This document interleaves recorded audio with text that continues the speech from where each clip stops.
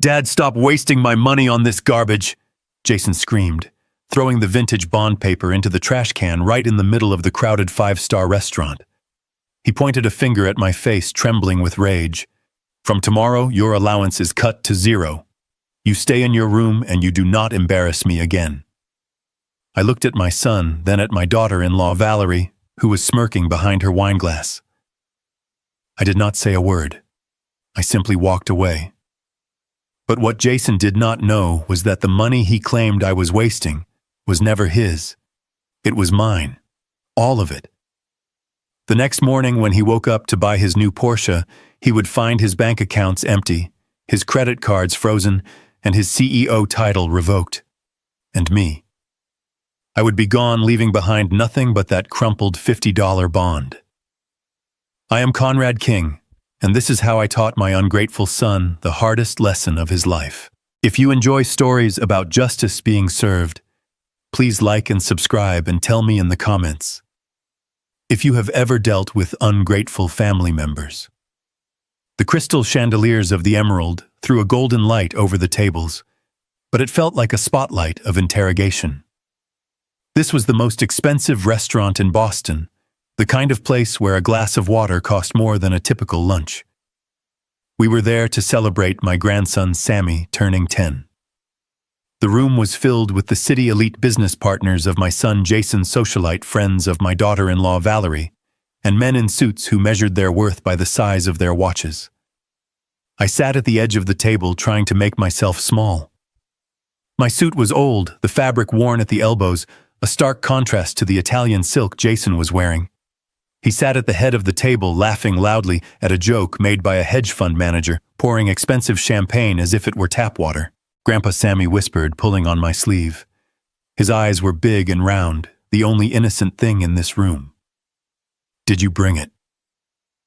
I smiled, feeling the familiar crinkle around my eyes. I reached into the inner pocket of my jacket. My hand trembled slightly, not from age, but from a mix of anticipation and anxiety. I pulled out a small beige envelope. It was not much to look at. Inside was a $50 treasury bond. I had bought it the day Sammy was born 10 years ago. It was a tradition my own father had started. It was not about the money. It was about patience. It was about watching something grow slowly over time. It was about value. "Happy birthday, Sammy," I said softly, handing him the envelope. "This is for your future." Sammy reached for it, a genuine smile spreading across his face, but before his fingers could touch the paper, a hand snatched it away. It was Jason. He held the envelope up like it was a piece of dirty tissue. He ripped it open and pulled out the bond. A phone. He looked at it and let out a short, cruel laugh. $50, he announced loudly enough for the entire table to hear. The conversation around us died down. $50. "Dad, are you serious? We are at the Emerald. The tip for the valet is more than $50. "Jason, I said, keeping my voice low, trying to save what little dignity I had left. "It is a bond. It matures. It teaches him the value of saving." Value. Jason scoffed. He crumpled the bond in his fist. "You want to teach him value? Look around you, Dad. This dinner costs $10,000. That is value. You giving him this scrap of paper is not a gift. It is an insult. It is you being a cheap old man who still thinks it is 1970. He threw the crumpled ball of paper into the ice bucket where the champagne was cooling. "Stop wasting my money on this garbage," he hissed. Valerie chimed in, leaning over to whisper to the woman next to her, but loud enough for me to hear. "You have to forgive him. He is getting senile. We let him live with us out of charity, but he just does not understand how the modern world works. He is a drain on our resources, but what can we do?" The guests chuckled, a polite, uncomfortable sound. They looked at me with pity. The poor old father living off his successful son. The leech. The burden. I looked at Sammy. He was looking down at his plate, his face red with shame. He wanted to cry, but he knew his mother would pinch him if he ruined the mood. I slowly pushed my chair back. The legs scraped against the marble floor, a harsh sound in the quiet room.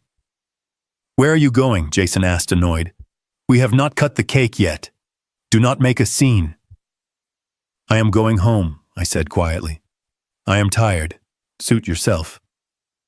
Jason waved his hand dismissively. "Just do not expect the driver to take you. He is busy. You can take the bus. It is cheaper. Just your style." I walked out of the dining room, my back straight. I could feel their eyes on me.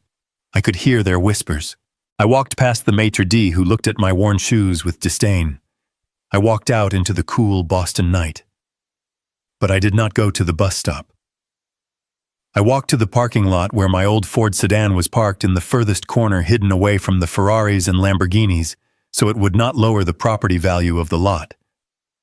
I had just unlocked the door when I heard heavy footsteps running behind me. It was Jason. For a second, a foolish, hopeful part of me thought he was coming to apologize.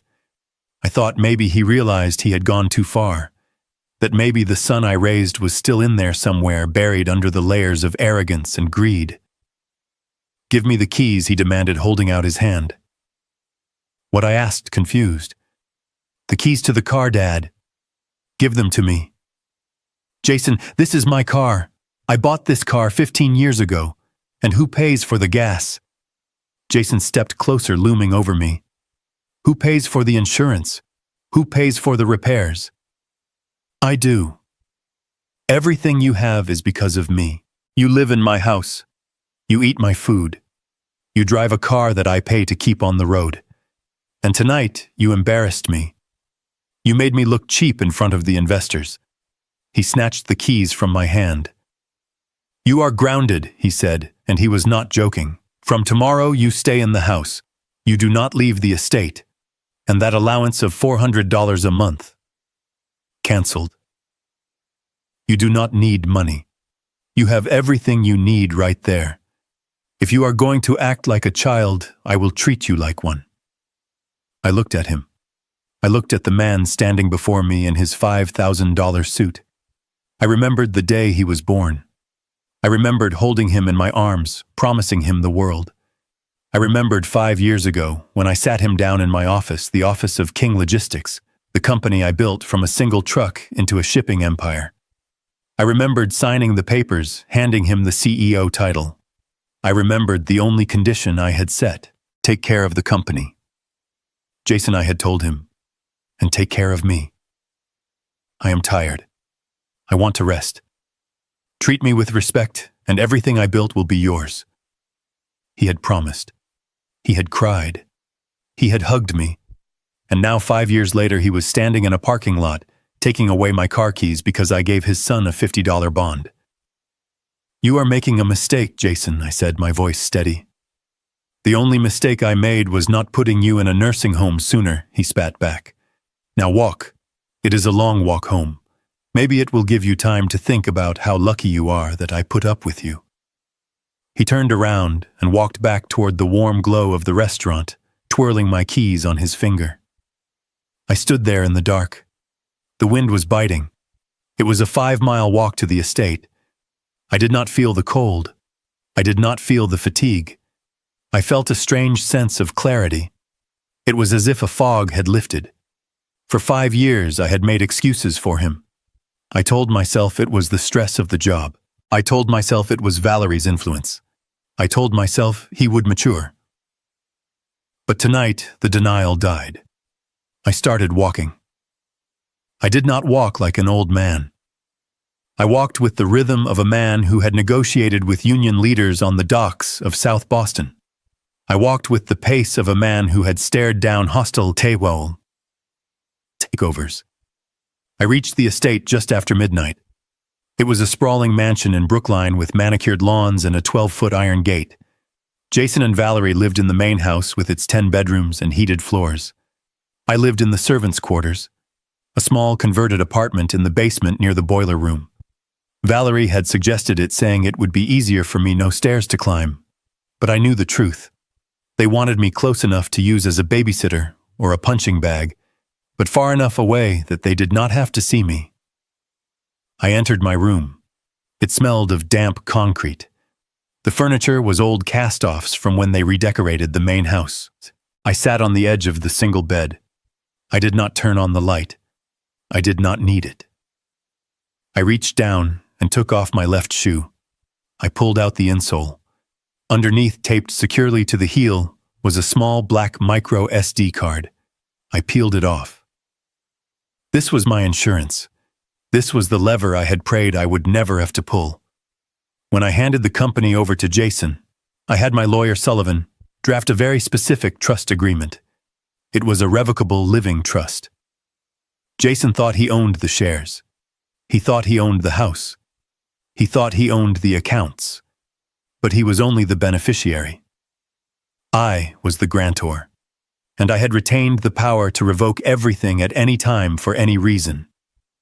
We called it the Doomsday Clause. I walked over to the small dusty desk in the corner. I pulled out an old laptop that Jason thought was broken. It was not.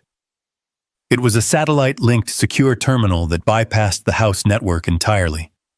I inserted the card. The screen glowed blue, illuminating my face. I typed in a sequence of numbers. Then I picked up a burner phone I had kept hidden in a hollowed-out book on the shelf.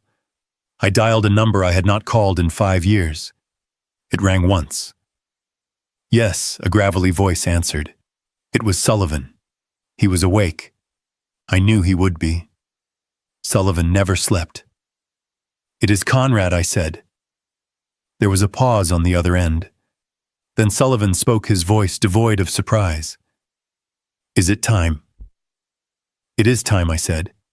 Jason crossed the line tonight. He humiliated me. He hurt Sammy. And he told me to stop wasting his money. I heard the click of a lighter on the other end, then the exhale of cigar smoke. So what are the instructions, Conrad? Execute the Doomsday Clause, I said, staring at the picture of my late wife, Catherine, on the desk. I want it all gone, Sullivan. Freezing the assets is not enough. I want a total recall. Understood, Sullivan said. And the liquidity? Move it, I ordered. Empty the operating accounts. Empty the personal checking. Empty the savings. Transfer the $12 million in liquid cash to the offshore holding in the Cayman Islands.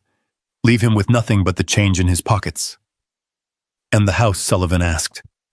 It belongs to the trust, I said. Eviction notice immediately. Very well, Sullivan said. It will be done by 8 a.m. What about you? I am leaving, I said. I am taking the bond, and I am disappearing. Do you need extraction? Sullivan asked. No, I said. I have a plan. Just make sure the accounts are dry before he buys his morning latte. Consider it done, old friend. I hung up. I closed the laptop. I did not pack clothes. I did not pack photos. I left everything that reminded me of the last 5 years of misery. I walked over to the trash can where I had thrown the crumpled $50 bond after I retrieved it from the restaurant ice bucket. I smoothed it out on the desk. It was stained with water and wrinkled, but it was still valid. I placed it in the center of the pillow on my bed. Then I took a piece of paper and a pen. I wrote a single note.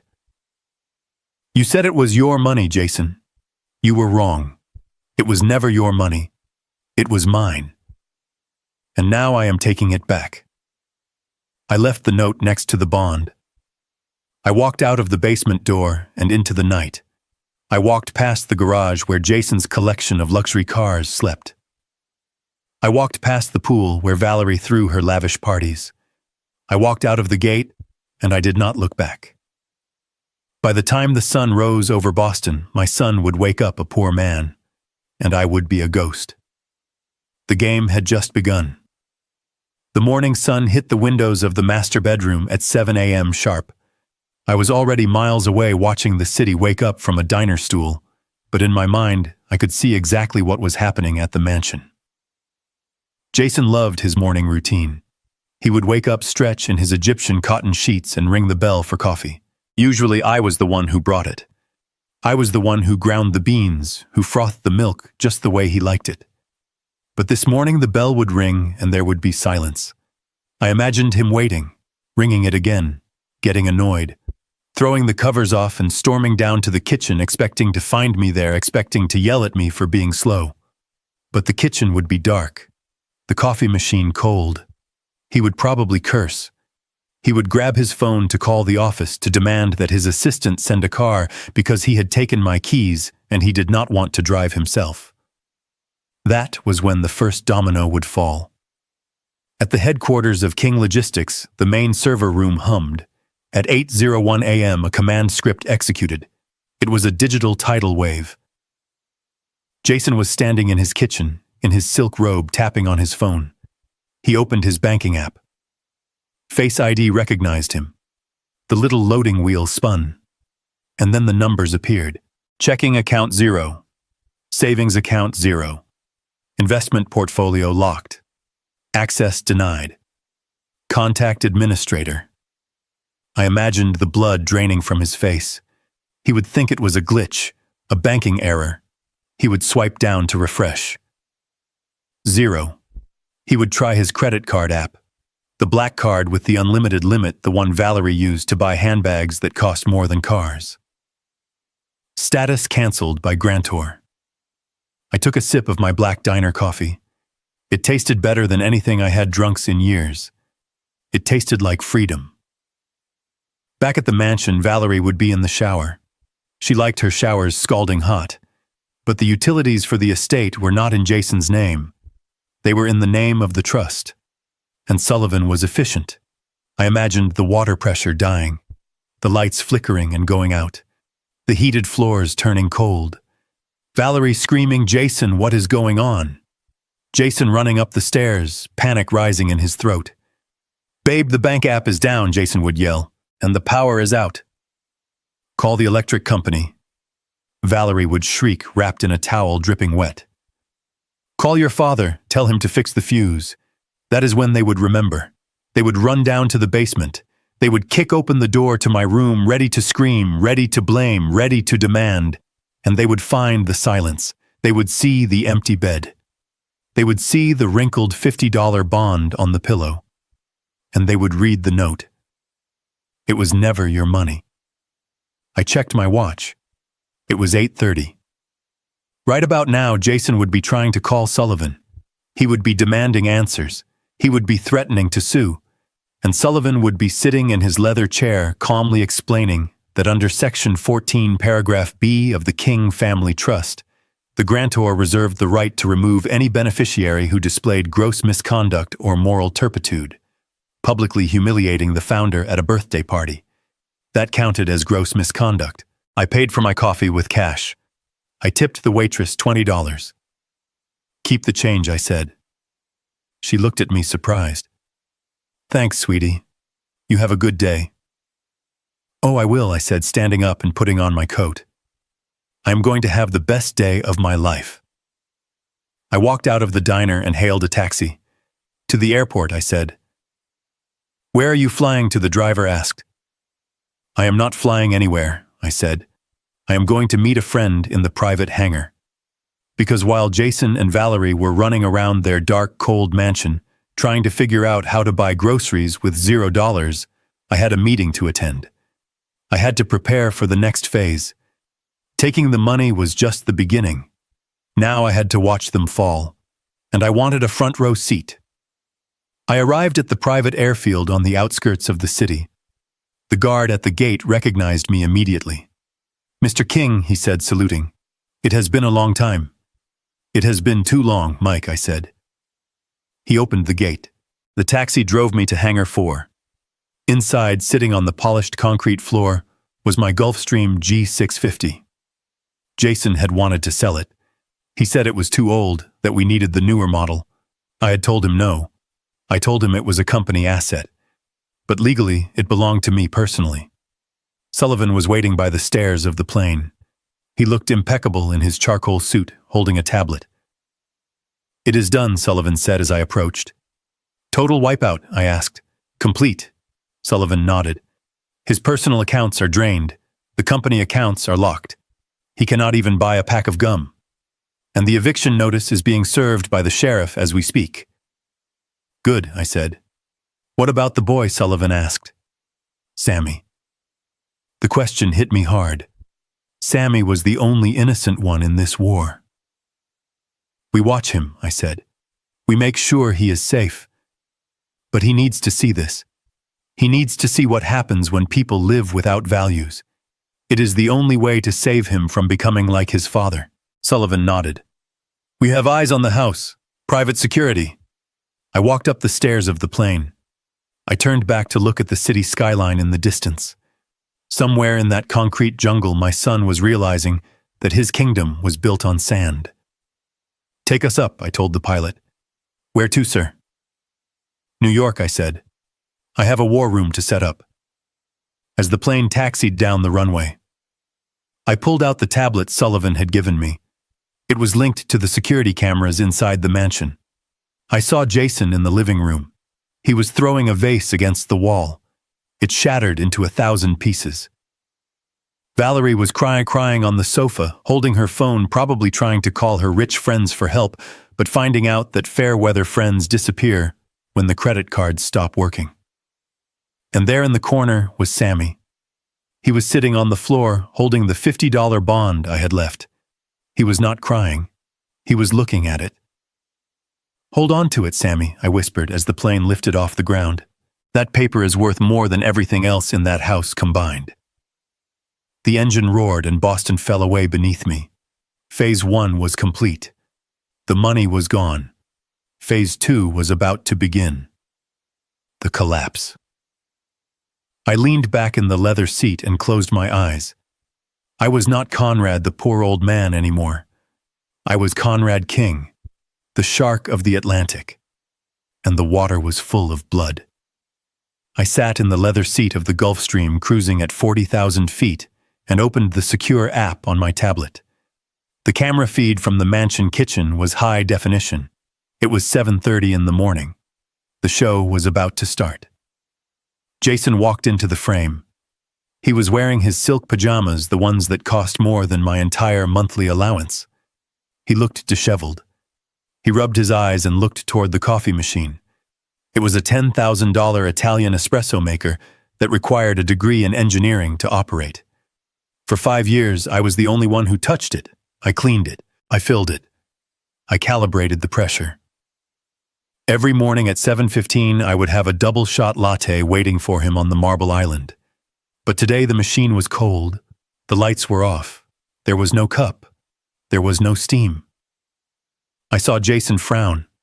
He tapped the machine aggressively. He looked around the empty kitchen. "Dad," he yelled. His voice was tinny through the tablet speakers, but the anger was unmistakable. "Dad, where is my coffee?" He waited. Silence answered him. He stormed over to the intercom system on the wall. He pressed the button for the basement. "Dad, pick up. Stop playing games. I need caffeine and I need the car brought around." Nothing.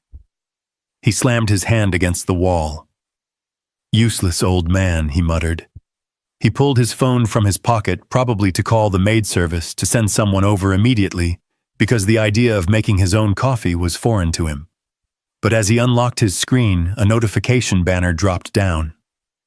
I saw him freeze. It was not a text from a friend. It was a red alert from the corporate banking system.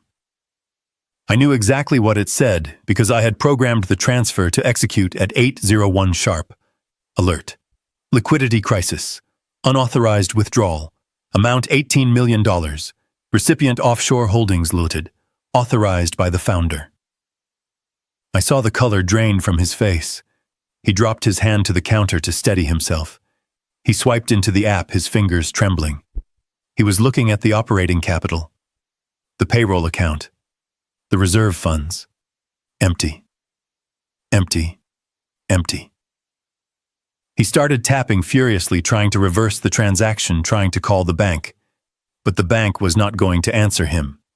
The bank answered to the trust, and the trust answered to me. Jason dialed a number. It was probably the chief financial officer. I could imagine the panic on the other end of the line. "What do you mean it is gone?" Jason screamed into the phone. "It is $18 million. It cannot just vanish." "Who authorized it?" "My father."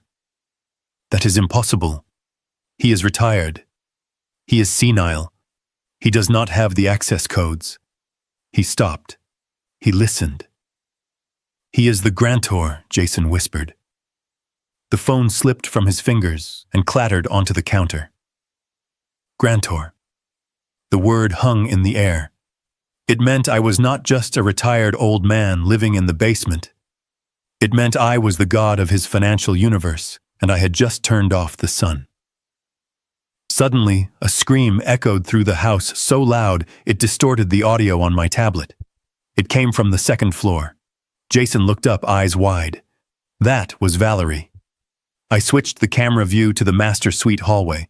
The door to the bathroom flew open. Valerie stumbled out, wrapped in a towel, her hair covered in shampoo suds. She was dripping wet and shivering violently. "Jason," she shrieked. "The water, it just stopped. It was hot and then it just cut off. I have soap in my eyes." Jason ran to the bottom of the stairs. "Babe, calm down," he yelled up. "There is a problem with the accounts." "I do not care about the accounts," Valerie yelled back. "I care about my shower. Fix it. Call the plumber. Call your father. Tell him to go down to the boiler room." "He is not there," Jason shouted. "What do you mean he is not there?" Valerie wiped her eyes, stinging from the soap. She grabbed her phone from the hallway table. "Fine. I am booking the flight to Paris now. I cannot deal with this.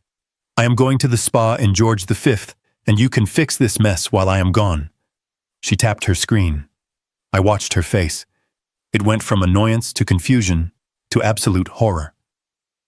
"Declined," she said. Her voice was a whisper. "Try another card," Jason said, running up the stairs 2 at a time. "I did," Valerie said. "The platinum, the black card, the joint account. Declined, declined, card reported stolen, stolen." Jason reached the top of the stairs, breathless. "It says the account holder reported the card stolen and requested an immediate freeze." Valerie looked at him, her eyes wide with terror. "Jason, who is the account holder?" Jason leaned against the wall, sliding down until he was sitting on the floor. He put his head in his hands. "My dad," he said. Valerie laughed, a nervous, high-pitched sound. "Your dad. The old man who wears shoes from Walmart. The man who asks for permission to buy toothpaste. Jason, do not be stupid. Fix this." "He shut it down," Jason said, looking up at her. "He shut it all down, Valerie. The company, the house, the cards, the water, it is all in his name. It was always in his name." "No," Valerie shook her head, water dripping from her hair onto the expensive Persian rug. "No, we own this. We are the kings." "We are nothing," Jason whispered. "Without him, we are nothing." Suddenly, the lights in the hallway flickered. Once, twice, and then the house plunged into darkness. The emergency backup generator should have kicked in, but I had disabled the automatic transfer switch before I left. I watched through the infrared mode of the camera. They were 2 silhouettes sitting in the dark in a multi-million-dollar mansion that had just become a tomb. Jason stood up. "We have to find him. He cannot have gone far. He does not have a car." I took his keys. They scrambled in the dark using their phone flashlights like lifeline. They ran down the stairs, past the silent kitchen, and threw open the door to the basement. I switched the camera feed to my room. They burst in the beams of their flashlights, cutting through the gloom. They tore the sheets off the bed. They opened the small closet, finding it empty. They looked for the stash of cash I usually kept in a jar for emergencies, but that was gone too. And then Jason saw it.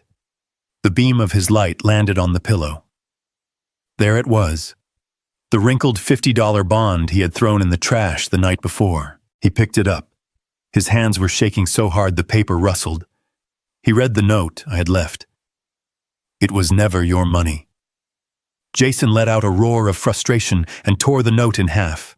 He kicked the bed frame. He threw the bond against the wall. "He is gone," Valerie whispered. She looked around the small, dingy room, seeing it for the first time, not as a place to store an unwanted relative, but as the control center of their destruction. He left us. He cannot leave us, Jason shouted, pacing the small room like a caged animal. He needs us. He is old. He is weak. He probably just walked to the diner. I will find him. I will drag him back here and I will make him turn the power back on. He pulled out his phone and dialed the number for the private security firm that patrolled the neighborhood. This is Jason King, he barked. I have a missing person. My father. Yes, the old man. He wandered off. He is confused. I need you to find him and bring him back. He is a danger to himself. I closed the tablet cover. He still did not get it. He still thought he was in control. He thought this was a tantrum. He thought he could bully me back into submission. He had no idea that he was no longer the CEO of King Logistics.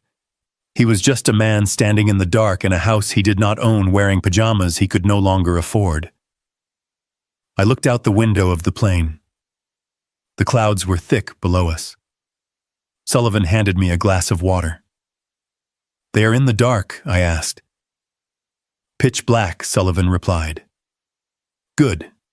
Let them sit in it for a while. Hunger and cold have a way of clarifying the mind. But I knew Jason.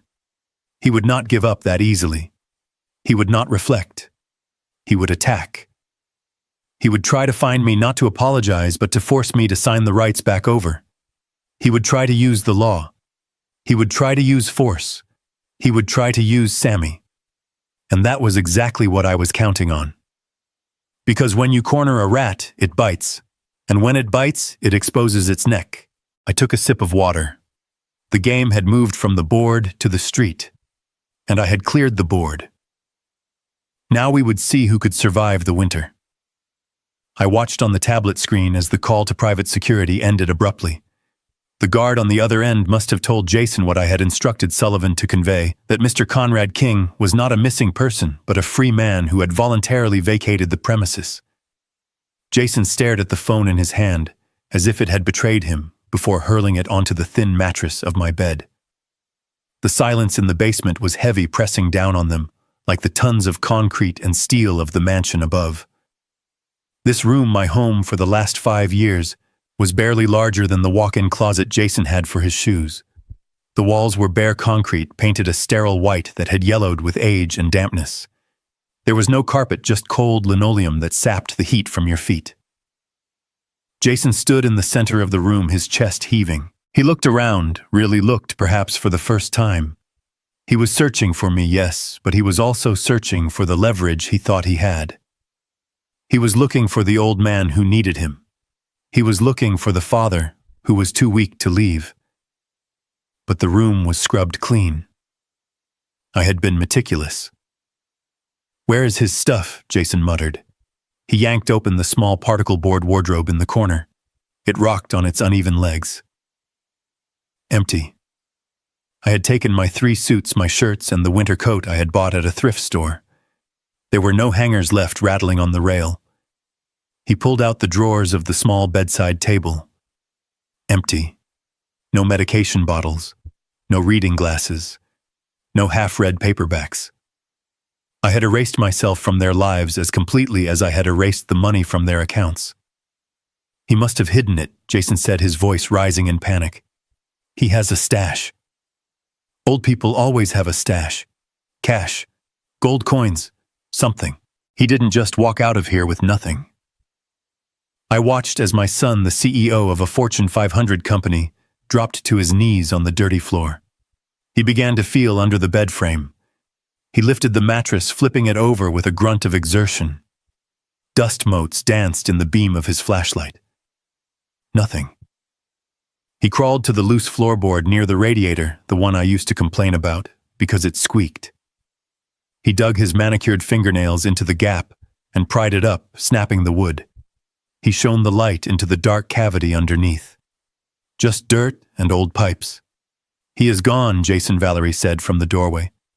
She was hugging herself, her lips blue from the cold. There is nothing here. He planned this. Don't you see, he didn't just leave in a huff. He planned this for days, maybe weeks. Jason stood up, wiping the dust from his silk pajamas. His face was a mask of fury and confusion. He walked back to the desk, the only piece of furniture he hadn't overturned yet. There, sitting in the pool of light from his flashlight, was the bond. I zoomed in on the camera feed. The $50 Treasury bond. The edges were soft from wear, the paper stained from the wine and ice of the night before. I had smoothed it out carefully, pressing it flat with the palm of my hand before I left. It sat there like an accusation. Jason picked it up. He held it delicately this time, not like trash. He stared at the intricate engraving, the government seal, the face of the president. $50. To him, it was less than a rounding error. To me, it was the seed of an empire. And next to it, the note. He read it again, his lips moving silently. Your money, no. Jason. It was never your money. He slammed his fist onto the desk. It is my money, he screamed at the empty walls. I earned it. I sat in that chair. I took the meetings. I signed the deals. He was shouting at a ghost. He was trying to convince the concrete that he was a king, but the concrete knew better. The concrete knew he was just a tenant who had forgotten to pay his rent in respect. He swept his arm across the desk, sending the note fluttering to the floor. But he kept the bond in his hand. He crumpled it, then stopped. He smoothed it out again. Why was it regret? No. It was desperation. It was the sudden, terrifying realization that this piece of paper, this $50 promise from the government, might be the only liquid asset he had left in the world. Valerie stepped into the room. She looked at the overturned mattress, the empty wardrobe, the bleakness of the space. Is this how he lived? She whispered. She looked at the single narrow window high up on the wall, barred with iron. She looked at the exposed pipes in the ceiling. We put him in a dungeon, Jason, she said, her voice trembling. Shut up, Jason snapped. It was good enough for him. He said he liked it. He said it was quiet. He lied, Valerie said. She looked at the camera lens in the corner of the ceiling, a small black dome she had probably never noticed before. Or maybe she just felt the weight of being watched. He lied about everything. He wasn't senile. He wasn't weak. He was waiting. Jason turned to her. We don't need him. I can fix this. I just need to get to the office. I need to talk to legal. Sullivan can't do this. There are laws. There are rights. He has the codes. Jason. Valerie screamed, her composure finally cracking. He is the grantor. Do you know what that means? I looked it up while you were playing hide and seek with the security guard. It means he is God. It means we are trespassing in our own house. Jason looked at her, then back at the empty room. The reality was closing in. The cold was seeping into his bones. The adrenaline of the anger was fading, replaced by the hollow ache of fear.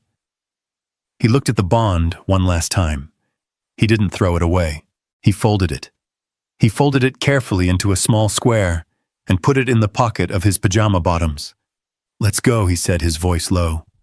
Where? Valerie asked. To the office, Jason said. We walk. They turned and left the room, leaving the door swinging on its hinges. I watched the empty space for a moment longer. The overturned mattress, the dust, the silence. It was a tomb, yes. But it wasn't mine anymore. It was the tomb of their arrogance. I closed the app on my tablet. The plane banked, turning south. Jason was going to walk to the office. That was a 5-mile hike in Italian loafers that weren't made for pavement. He would arrive sweaty, tired, and desperate, and he would find the doors locked. But I knew him. He wouldn't stop there. He would go to the one place he thought he could still exert power. He would go to the lawyers. He would try to fight me with paper. He didn't know it. I had bought the paper factory 40 years ago. I signaled the flight attendant. Breakfast, sir, she asked. Yes, I said. Coffee. Black. And bring me the phone. I need to make a call to the district attorney. Because emptying the accounts was just the opening move. Now it was time to expose the rot. It was time to show the world that the CEO of King Logistics wasn't just broke. He was a criminal. The real storm was just beginning. It took Jason nearly 2 hours to reach the glass and steel tower in the financial district. I tracked his progress via the GPS in his phone, which he had foolishly forgotten was also paid for by the company plan. He arrived at the offices of Sullivan and Moore, looking like a man who had survived a shipwreck. His Italian loafers were scuffed, his hair was matted with sweat, and his eyes were wide with a manic desperation. The receptionist, a young woman named Sarah, whom Jason had rudely dismissed countless times over the years, looked up in alarm as he burst through the double glass doors. "Mr. King," she stammered, reaching for the phone. "You cannot be in here. You do not have an appointment." "Get out of my way," Jason barked, pushing past her desk. He stormed down the hallway toward the corner office. He did not knock. He threw the heavy oak door open so hard it banged against the wall. Sullivan was waiting for him. My old friend was sitting behind his massive mahogany desk, the one I had given him 30 years ago after we won the union lawsuits. He was reading a file, calmly sipping a cup of tea. He did not flinch. He did not look surprised. He simply closed the folder and placed his hands on top of it. "Fix it," Jason screamed, slamming his hands down on the desk. "Fix it now, Sullivan. The accounts are frozen. The power is out. My father has gone insane. He thinks he can steal my company." Sullivan looked at him over the rim of his reading glasses. His expression was not one of sympathy. It was the cold, clinical look of a mortician examining a cadaver. "Sit down," Mr. King, Sullivan said quietly. "I will not sit down," Jason spat. "I am the CEO of King Logistics. I order you to unfreeze my assets. I order you to find my father and have him committed. He is a danger to himself and others." Sullivan sighed. He reached into his drawer and pulled out a single sheet of paper. He slid it across the polished wood. "You are not the CEO," Jason Sullivan said. "Not anymore." "What are you talking about?" "This is a formal notice of termination," Sullivan explained, his voice devoid of emotion. "Effective at 8:01 this morning, the board of directors convened an emergency meeting via secure line. The grantor of the King Family Trust exercised his voting rights. You have been removed from your position for cause." For cause, Jason laughed, a hysterical, high-pitched sound. "What cause? I made this company millions." "You spent millions," Sullivan corrected him. "You treated the corporate accounts like a personal piggy bank. We have the records, Jason. The cars, the vacations, the jewelry for your wife, the payoffs to keep your mistresses quiet. It is all here." Jason went pale. He thought those transactions were buried. He thought he was smarter than the auditors. He did not know that Sullivan had been the auditor all along. "But that does not matter now," Sullivan continued. "What matters is the trust." He stood up and walked over to the window looking out over the city. "Your father built this empire with his bare hands, Jason. He created the trust to protect it. And he included a specific clause. A clause I wrote myself. It states that the grantor may revoke all privileges if the beneficiary proves himself unworthy." "Unworthy," Jason whispered. "I am his son." "Being a son is a biological accident." Sullivan turned back to face him. "Being an heir is a privilege. You lost that privilege last night when you threw a $50 bond into the trash. You insulted the man who gave you everything." Jason stood up, shaking. "He can't do this. I will sue. I will take him to court. I have rights, possessions." "Possessions?" Sullivan raised an eyebrow. "Let us talk about possessions. The house in Brookline, the cars in the garage, the furniture, the art on the walls, even the phone in your pocket. What about them?" "They are all property of the trust," Sullivan said. "And since you are no longer a beneficiary, you are currently trespassing on private property." Jason froze. "I have the eviction order here." Sullivan tapped the folder. "You have 24 hours to vacate the premises. You and your wife. If you are not gone by noon tomorrow, the sheriff will remove you by force. And Jason, do not try to take anything. We have cataloged every item in that house. If a single silver spoon is missing, I will have you arrested for theft." This was the moment I had been waiting for. The moment the reality truly hit him. He was not just fired. He was homeless. "You are bluffing," Jason hissed. "My father would never do this. He is weak. He loves me. He loved the son he thought you were," Sullivan said softly. "But he hates the man you have become." Jason's face twisted into a mask of pure, ugly rage. The veins in his neck bulged. He let out a guttural roar and lunged across the desk. "You traitor!" he screamed, reaching for Sullivan's throat. "You conspired with him! I will kill you!" Sullivan did not move. He did not have to. Before Jason's fingers could touch the fabric of Sullivan's suit, the side door to the office burst open. 2 men stepped in. I knew them well. Mike and Dave. They were former linebackers I had hired as company security years ago. They were loyal to the paycheck, and the paycheck now came from me. Mike grabbed Jason by the back of his jacket and the belt of his trousers. Dave grabbed his arms.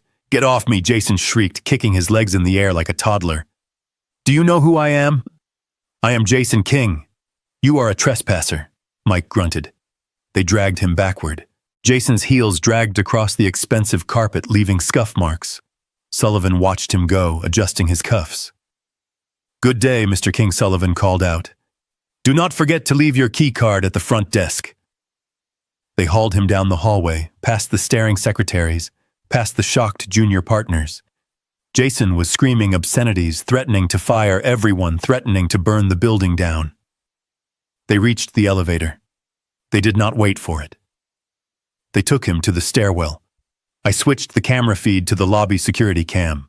A moment later, the side exit doors flew open. Jason stumbled out, propelled by a final shove from Mike. He fell hard onto the concrete sidewalk, scraping his hands and tearing the knee of his expensive suit pants. He lay there for a moment, gasping for air. Passers-by stepped around him, looking down with a mixture of curiosity and disgust. A man in a suit lying in the gutter. It was a pathetic sight. He slowly pushed himself up. He looked at the building. He looked at the glass doors that were now locked against him. He reached into his pocket. He pulled out his phone. He probably wanted to call Valerie, to tell her to pack, to tell her it was over. But as he held the phone up, it went black. Remote wipe complete. Service terminated. He stared at the dead black screen. He screamed a sound of pure frustration and smashed the phone onto the pavement, shattering it into a dozen pieces. Now he truly had nothing. No money, no home, no communication. I watched from 30,000 feet. It was brutal, yes, but it was necessary. Jason had spent 40 years being protected from the world. He had never felt the cold pavement. He had never felt the sting of rejection. Now he was feeling it all at once. I picked up my satellite phone and dialed Sullivan. "Are you all right, old friend?" I asked. "Never better," Sullivan replied. "He has a strong grip, though." He almost wrinkled my tie. "He is on the street," I asked. "On the pavement," Sullivan confirmed. "He just broke his phone." "Good," I said. "Now the real test begins. Let us see if his wife sticks around when the castle crumbles." I knew the answer to that. Valerie was a survivor. She was a remora fish attached to a shark. When the shark died, the remora didn't mourn. It looked for a new host. Jason was about to find out that the love of his life was just another rental he could no longer afford. I signaled the pilot. "Change of plans," I said. "Do not land in New York yet." "Where to, sir?" "Fly over the Hamptons," I said. "I want to check on my other properties." Because while Jason was hitting rock bottom, I was just getting started. I had stripped him of his present. Now I was going to dismantle his future, and I was going to enjoy every second of it. The neon sign of the Starlight Motel flickered with a rhythmic buzzing sound that sounded like a dying insect. It was the kind of place where people went when they did not want to be found, or when the world had decided it no longer wanted them. It was situated 10 miles outside the city limits next to a highway that smelled of diesel fumes and burnt rubber. This was where the King dynasty had fallen. I sat in the war room I had set up in the Hamptons, monitoring the situation through the digital breadcrumbs Jason left behind. He had sold his Patek Philippe watch at a pawn shop 3 blocks from the office. The watch was worth $50,000. The pawnbroker, seeing the desperation in Jason's eyes and the dirt on his suit, gave him $400 cash. Jason took it. He had no choice. That $400 bought them one night in room 104. I imagined the smell of the room: stale cigarette smoke, industrial strength cleaner, and the metallic tang of despair. The carpet would be sticky. The sheets would be thin and rough, so unlike the 600 thread count Egyptian cotton they were used to. Jason sat on the edge of the sagging bed, staring at the wall. His suit was ruined. His face was pale. He looked like a man who had been hollowed out. Valerie stood by the window, looking out at the parking lot through the gap in the cheap curtains. She was still wearing her designer dress, but now it looked like a costume from a play that had been canceled. She was not crying anymore. Her tears had dried up hours ago, replaced by a cold, hard fury. "You are useless," she said without turning around. Her voice was flat, cutting through the humid air of the room. Jason did not answer. He just kept staring at the water stain on the wallpaper. "Did you hear me, Jason?" Valerie turned to face him. "I said you are useless. I married a king. I married a CEO. I married a man who owned the city. And look at you now. You are nothing. You are a beggar sitting in a roach motel." Jason looked up, his eyes red and hollow. "It is temporary, Valerie. I will fix it. I just need to talk to him. I just need to make him understand." "He hates you," Valerie spat. She walked over to the bed and loomed over him. "He hates you because you are weak. And he is right. You let him do this. You let an old man living in a basement take everything from us. You should have put him in a home years ago. You should have declared him incompetent the moment he handed you the keys, but you were too soft." "I loved him," Jason whispered. "And look where that got you," Valerie laughed, a harsh, ugly sound. "Love does not pay for room service, Jason. Love does not buy first-class tickets to Paris. I did not marry you for love." The words hung in the air, sucking the oxygen out of the room. Jason looked at her, blinking slowly, as if he could not process the language she was speaking. "What did you say?" "Oh, grow up." "Jason," Valerie rolled her eyes. "Do not look at me with those puppy dog eyes. You knew what this was.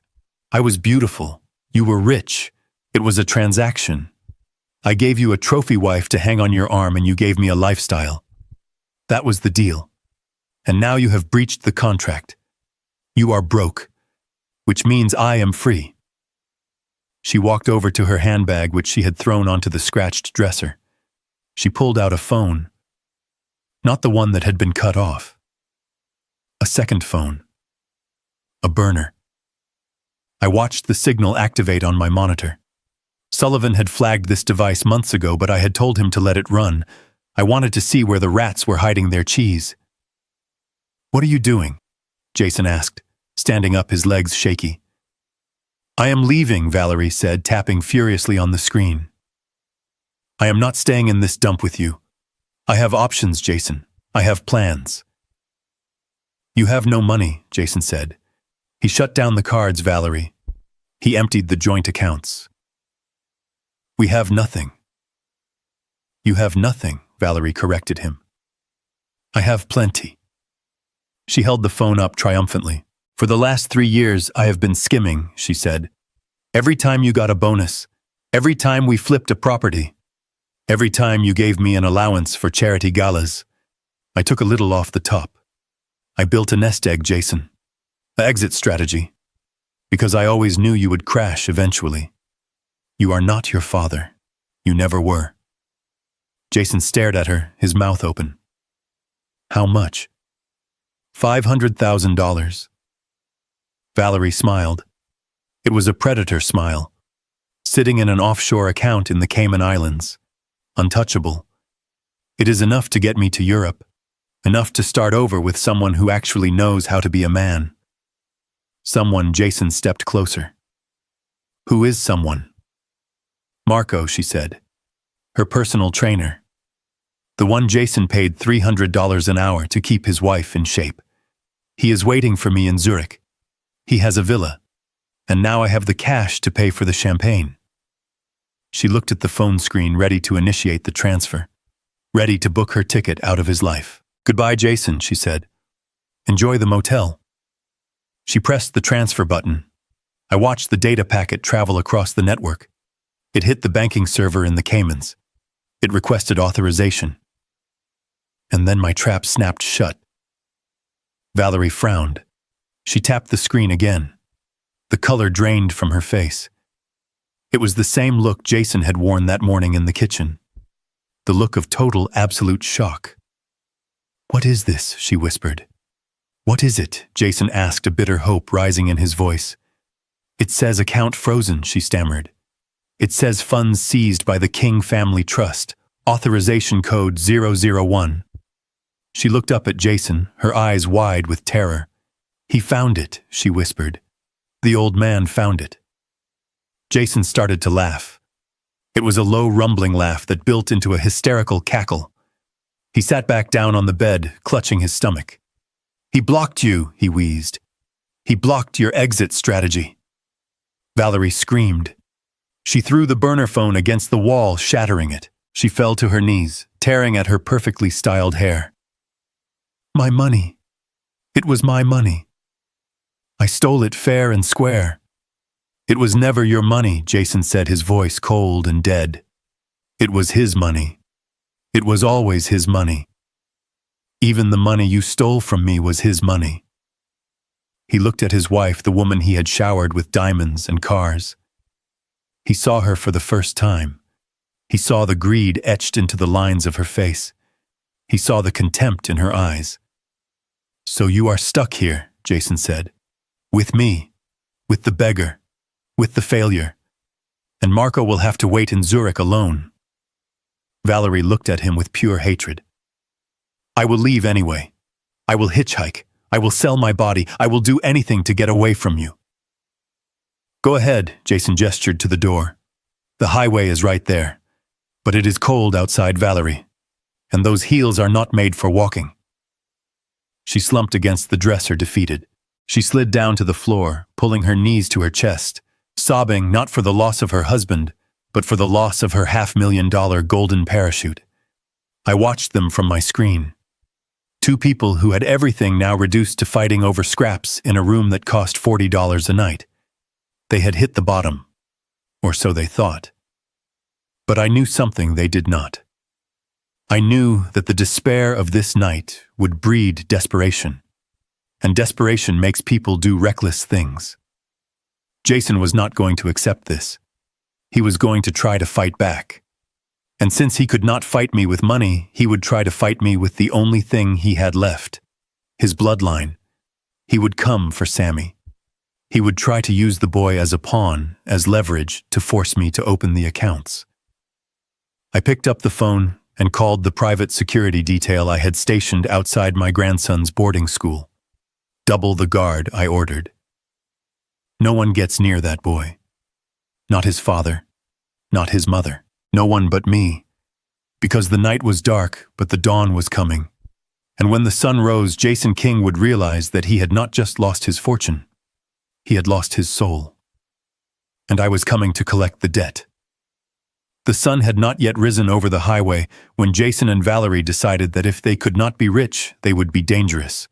I was monitoring them through a listening device Sullivan's team had managed to plant in their motel room while they were arguing with the front desk clerk over the bill. The audio feed was crackly, but the intent was crystal clear. Desperation strips away the veneer of civilization, and what was left of my son was something primal and ugly. We cannot fight him with lawyers. Jason paced the cramped room, his voice jagged with lack of sleep. Sullivan has the courts tied up. The accounts are locked tight. By the time we get a hearing, we will be starving in the street. We need a shortcut. "What kind of shortcut?" Valerie asked from the corner where she was nursing a cup of stale vending machine coffee. "He is the grantor Jason. He holds all the cards." "He is 72 years old," Jason snapped. "He is an old man living alone. We do not need to beat him in court. We just need to control him." I leaned closer to the speaker in my war room. I wanted to hear this. I wanted to hear the exact moment my son decided to cross the line from ungrateful to criminal. "We get him declared incompetent," Jason said. His voice dropped to a conspiratorial whisper. "We find him. We grab him. We say he is having a breakdown, that he wandered off, that he is a danger to himself." "And then what?" Valerie asked. "Then we take him to Dr. Vane," Jason replied. I knew the name. Dr. Vane was a disgraced psychiatrist who operated out of a strip mall clinic on the South Side. He had lost his license twice for overprescribing opioids, but he always found a way back. He was the kind of doctor who would sign a death certificate for a living man if the price was right. "We take him to Vane." Jason continued, the excitement building in his voice. "We pump him full of Thorazine. We make him compliant. We put a pen in his hand and we guide his signature on a power of attorney transfer. Once I have that signature, I reverse the trust. I fire Sullivan. I take it all back." And then Valerie asked, her voice devoid of any moral objection, only practical concern. "Then we put him in a home," Jason said coldly. "A secure facility, one with high walls and no visitors. We keep him medicated.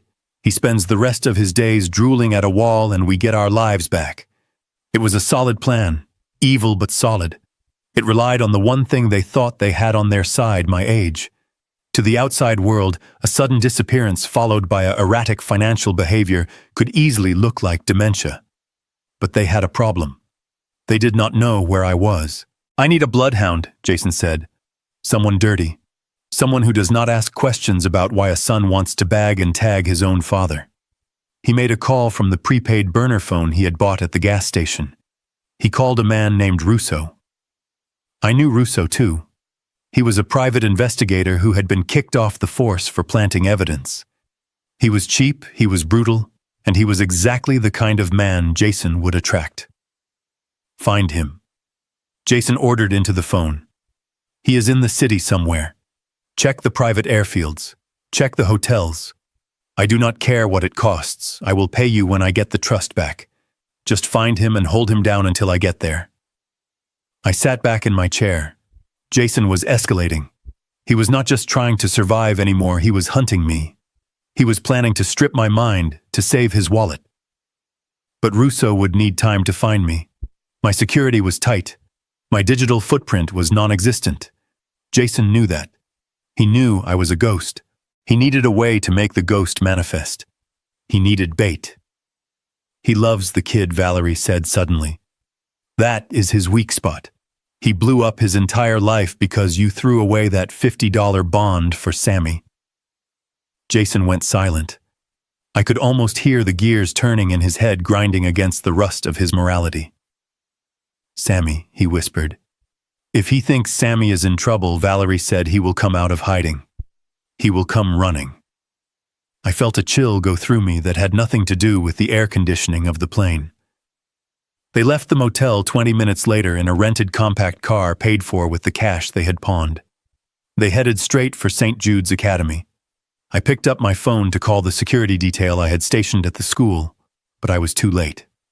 The bureaucracy of the legal system was moving too slow. The restraining orders Sullivan had filed were still sitting on a judge's desk, waiting for a signature. Legally, Jason was still the father. Legally, he had the right to pick up his son. I watched the footage from the school security cameras Sullivan hacked into. Jason pulled up to the curb. He did not go into the office. He waited by the fence near the playground where the fourth graders were having recess. He whistled. Sammy looked up from where he was trading cards with a friend. He saw his father. He smiled. He was 10 years old. He did not know his father was a monster. He just saw his dad. Sammy ran over to the fence. Jason reached over and lifted him up, pulling him over the wrought iron bars before the playground monitor could even shout. "Hey buddy," Jason said, putting him in the back seat of the car. We have a family emergency. We have to go. By the time the school security guard reached the fence, the car was peeling away. They did not take him far. They drove to a desolate park near the river. I tracked them via the burner phone's GPS. I dispatched my team, but they were 20 minutes out. Jason pulled the car over. He turned around in the seat. He held up his phone. "Okay, Sammy," he said. "I need you to do something for Daddy. Grandpa is lost. He is sick in the head, and he ran away. We need to find him." "Where is he?" Sammy asked, looking scared. "We do not know." Jason said, "But if you send him a message, maybe he will see it." "I need you to cry, Sammy. I need you to look really sad." "I am sad," Sammy said, his lip trembling. "I want Grandpa." "Good," Jason said. "Use that. Look at the camera. Beg him. Scream for him." He hit record. Sammy looked into the lens. He looked confused and terrified. "Grandpa," he said softly, "please come home. Daddy says you are sick." "Cut," Jason yelled. He reached back and grabbed Sammy's arm, squeezing it hard. "Not like that." Louder. More tears. "Act like you are dying, Sammy, or Grandpa is never coming back." He pinched the boy. Hard. Sammy yelped. Tears welled up in his eyes, real tears of pain and fear. "That is it," Jason said, hitting record again. "Now say it." Grandpa Sammy sobbed, the tears rolling down his cheeks. "Please. I am scared. Please come get me. Come home, Grandpa." Jason stopped recording. "Perfect," he muttered. 5 minutes later, the video hit social media. Jason posted it on every platform. He tagged the news stations. He tagged the police. "Please help," the caption read. "My father, Conrad King, is missing and suffering from severe dementia. He has cut off contact and is a danger to himself. His grandson is heartbroken. If you see him, please contact us immediately. He needs medical attention." I watched the video on my tablet. I watched my grandson crying real tears caused by his father's cruelty. I watched Jason weaponize the innocence of a child to lure me into a trap of chemical lobotomy. My hand crushed the glass of water I was holding. It shattered, slicing my palm, but I did not feel the pain. Sullivan looked at me, his face pale. "Conrad, do not go. It is a trap. They want you to show up so Russo can grab you." "I know it is a trap," I said, standing up, blood dripping from my hand onto the expensive carpet. "Then let the police handle it," Sullivan said. "We have the footage of him taking the boy. It is kidnapping." "Police take too long," I said, "and Jason is desperate. If I do not show up, he will hurt the boy again. He will escalate. He thinks I am a weak old man. He thinks I will come running blindly into his net." I walked to the door of the plane. "He is right," I said. "I am coming. But I am not coming to surrender, Sullivan. I am coming to war. Get the car ready and call the hospital administrator. Tell him I am coming in for a checkup." "Why the hospital?" Sullivan asked, confused. "Because Jason wants to catch me," I said. "I am going to give him a target. I am going to let him think he has won. I am going to let him bring his dirty doctor and his fake papers and his thugs. And when he tries to put that needle in my arm, I am going to show him what happens when you try to bury a king." I looked at the frozen image of Sammy crying on the screen. "You made a mistake, Jason," I whispered. "You touched the one thing that was off limits. Now there is no mercy. Now there is only the end." The penthouse suite of the St. Regis Hotel was a fortress of solitude suspended 60 floors above the chaos of the city. The air was cool and scented with white tea, a stark contrast to the smell of mold and damp earth that had filled my nostrils for the last 5 years in that basement. Sullivan stood by the floor-to-ceiling windows, watching the rain lash against the glass, but my eyes were locked on the 80-inch screen mounted on the wall. The video played on a loop. It was everywhere. Twitter, Facebook. The local news channels were already running it with breaking news banners. The headline was always the same. "Billionaire tycoon missing. Grandson pleads for return." I watched Sammy's face. I watched the way his lower lip trembled. I watched the terror in his eyes. The world saw a boy missing his grandfather. They saw a tragic family drama where the poor son was desperately trying to save his senile father. They saw love. But I saw the truth. I saw the hostage tape. "Freeze it," I said, my voice low and rough like gravel grinding in a mixer. Sullivan picked up the remote and paused the image.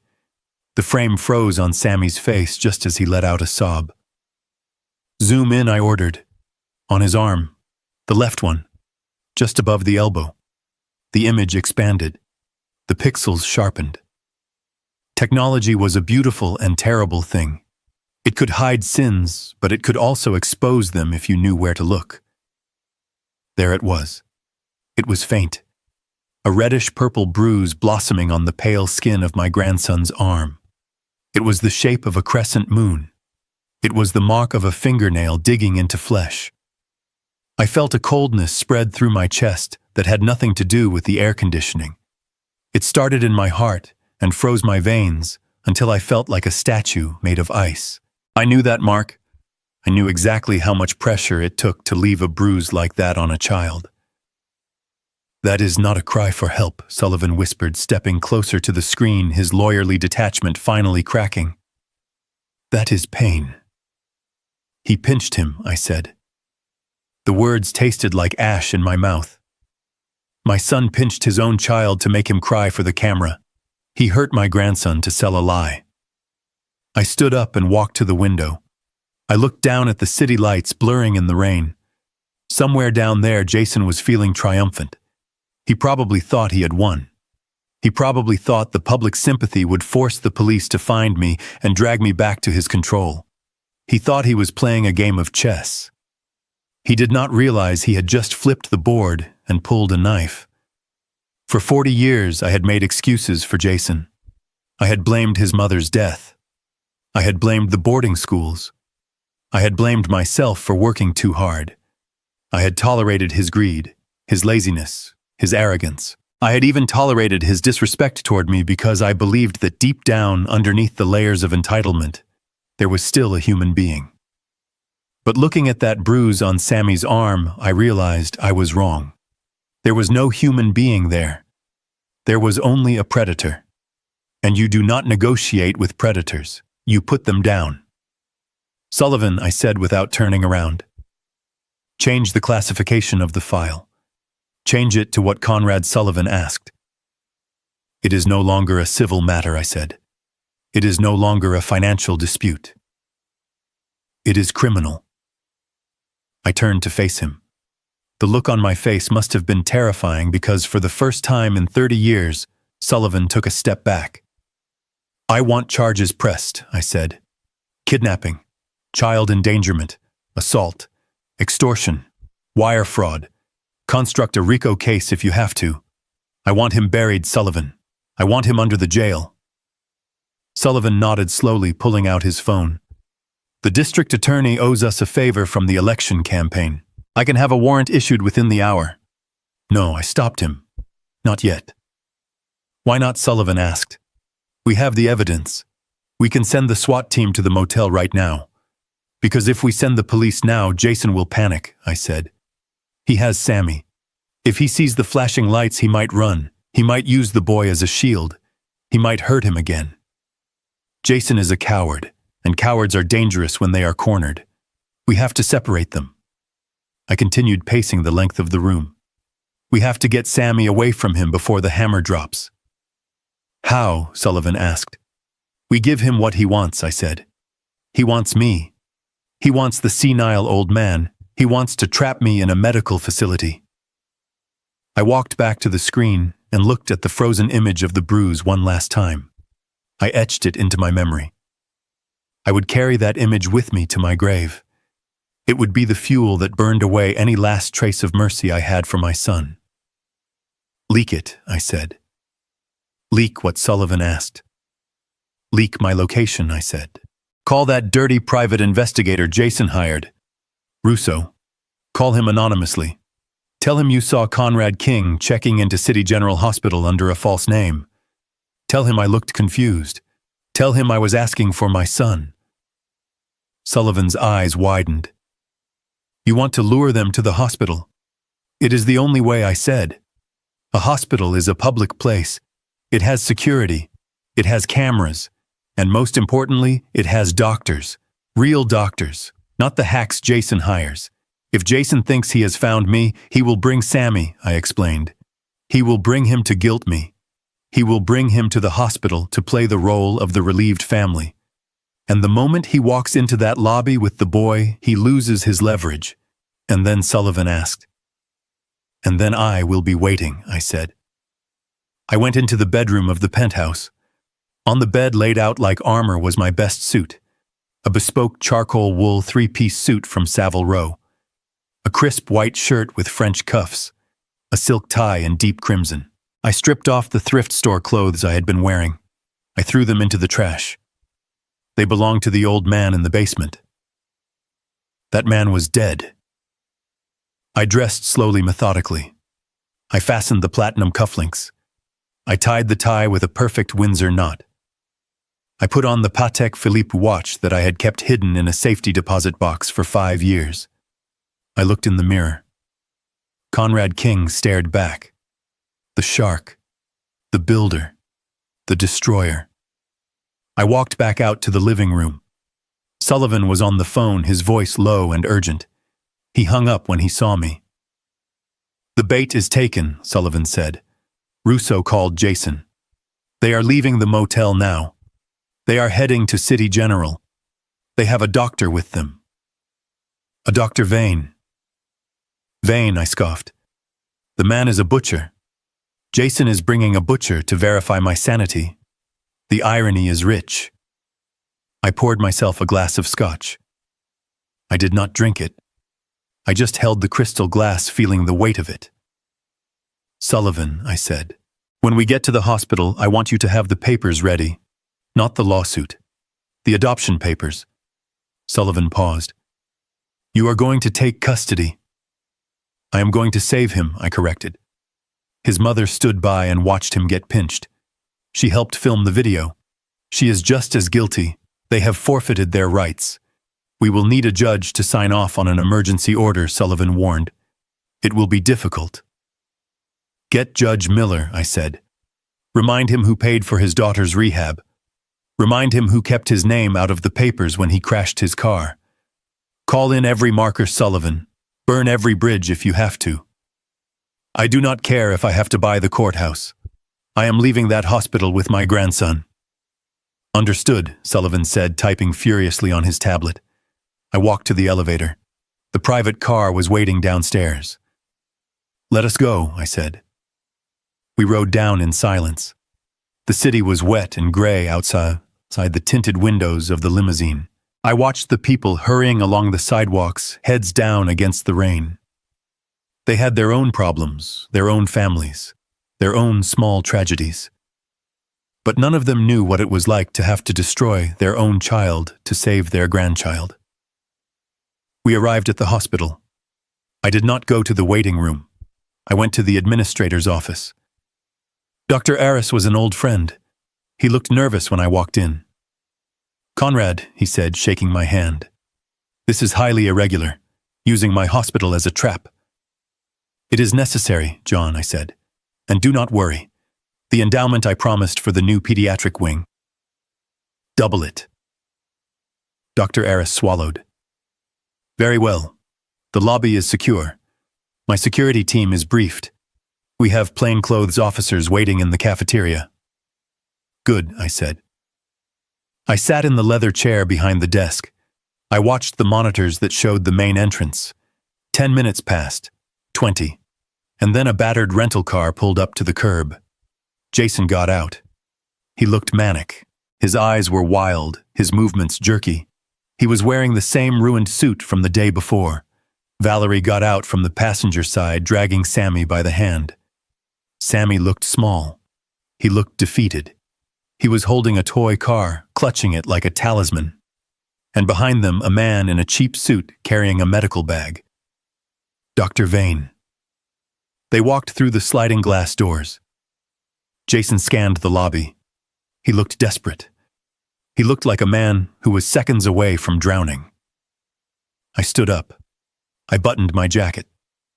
"Showtime," I whispered. I walked out of the office and down the corridor toward the lobby. Sullivan walked beside me. I saw Jason spot me. His face lit up, not with relief, but with a twisted triumph. He pointed at me. "There he is," he shouted. "Dad! Dad, wait!" He started running toward me, dragging Sammy along. Valerie followed her heels, clicking on the linoleum. I stopped in the center of the lobby. I stood tall. I did not look confused. I did not look frail. I looked like the man who owned the building. Jason slowed down as he got closer. He saw the suit. He saw the watch. He saw the way I was standing. Confusion flickered in his eyes. "Dad," he panted. "Thank God. We were so worried. You wandered off. You are sick." He signaled to Dr. Vane. "Doctor, this is him. He is having an episode. You need to sedate him before he hurts himself." Dr. Vane stepped forward, reaching into his bag. "Mr. King," he said, his voice oily, "I am here to help. Just relax. I have something that will calm you down." He pulled out a syringe. I did not move. I looked at Jason. I looked at the syringe. And then I looked at Sammy. Sammy looked up at me. "Grandpa," he whispered. "Come here, Sammy," I said. My voice was calm, authoritative. It carried across the lobby. Sammy tried to pull away from his father. "No," Jason tightened his grip on the boy's shoulder. "Stay here, Sammy. Grandpa is sick." "Let him go, Jason," I said. "Or what?" Jason sneered. "You will cut my allowance again. You have nothing, Dad. You are a senile old man and I am your legal guardian. Doctor, give him the shot." Dr. Vane uncapped the needle. That was the mistake. I nodded to the side. From the cafeteria entrance, 4 uniformed police officers stepped out. From the gift shop, 2 more appeared. "Drop the needle, Dr. Vane," a sergeant shouted, his hand on his holster. Vane froze. He dropped the syringe. It clattered on the floor. Jason spun around. "What is this? What is going on?" I stepped forward, closing the distance between us. "What is going on, Jason, is that you walked into the wrong room." I looked him in the eye. "You touched him," I said, my voice low and dangerous. "You put your hands on him to hurt him." I pointed to the bruise on Sammy's arm. "That marks the end of my mercy." "Officers," I said, turning to the police, "take him." Jason tried to back away, but he bumped into Valerie, who was already trembling. "You cannot arrest me," Jason screamed. "He is my father. This is a family matter." "It is a criminal matter," Sullivan said, stepping forward with a file in his hand. "Kidnapping, conspiracy to commit fraud, and assault on a minor." The officers moved in. They grabbed Jason. They grabbed Valerie. Sammy pulled free. He ran to me. I caught him. I held him tight, burying his face in my expensive suit so he would not have to see his parents being handcuffed. "It is okay, Sammy," I whispered, stroking his hair. "It is over. Grandpa is here." I looked over Sammy's head at Jason as they dragged him away. He was screaming, crying, begging, "Dad, please. I am your son." I looked at him with eyes as cold as the grave. "No," I said. "You are just a bad investment." And as the automatic doors slid shut behind them, cutting off his screams, I felt the weight of the last 5 years lift. I held my grandson's hand. "Let us go get some ice cream, Sammy," I said. "I think we both earned it." The private office of the hospital administrator, Dr. Eris, was dimly lit, the blinds drawn against the gray morning rain. I sat in a high-backed leather chair, watching the security monitors that lined the wall like the eyes of a silent god. Beside me, Sullivan adjusted his cufflinks, his face a mask of professional detachment.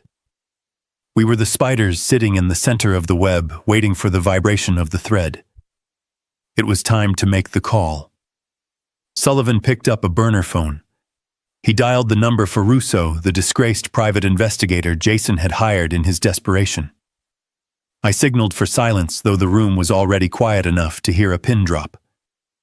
Mr. Russo Sullivan said, his voice changing pitch, slightly becoming rougher, more urgent. I have a tip on the King case. I watched Sullivan work. He was a master. He did not give the information away too easily. He made Russo work for it. He pretended to be a concerned hospital orderly, a man who wanted a reward, a man who had seen a confused old billionaire wandering the geriatric ward. He is here, Sullivan whispered into the phone. He checked in under a pseudonym, but I recognized him from the news. He is talking to himself. He thinks it is 1980. He is asking for his son. If you want him, you better hurry before security realizes who he is and moves him. Sullivan hung up and destroyed the SIM card, snapping it in half with a dry crack. The bait is in the water, he said. Now we wait. I leaned forward, staring at the screen that showed the hospital entrance. I tried to imagine what was happening on the other side of the city in that cheap motel room. I could see Jason's phone ringing. I could see him answering, listening, his face transforming from defeat to manic triumph. I could see him grabbing Valerie by the arm. I could see him shaking Dr. Vane awake. We got him, Jason would be screaming. We got the old man. They would not see a trap. They would see a lifeline. They would see a way to reverse the eviction, to unlock the accounts, to erase the last 48 hours of humiliation. They would think that if they could just get a needle in my arm and a signature on a piece of paper, they could rewrite reality. It was pitiful. It was also dangerous. Dr. Aris walked into the room. He looked nervous, wiping sweat from his forehead with a handkerchief. Conrad, he said. Are you sure about this? Bringing a confrontation like this into my hospital? If there is violence? There will be no violence, John, I assured him, though my eyes never left the screens. Only justice. My security team is hidden in the cafeteria. The police are on standby in the parking garage. This ends today. Dr. Aris nodded and left, closing the door softly.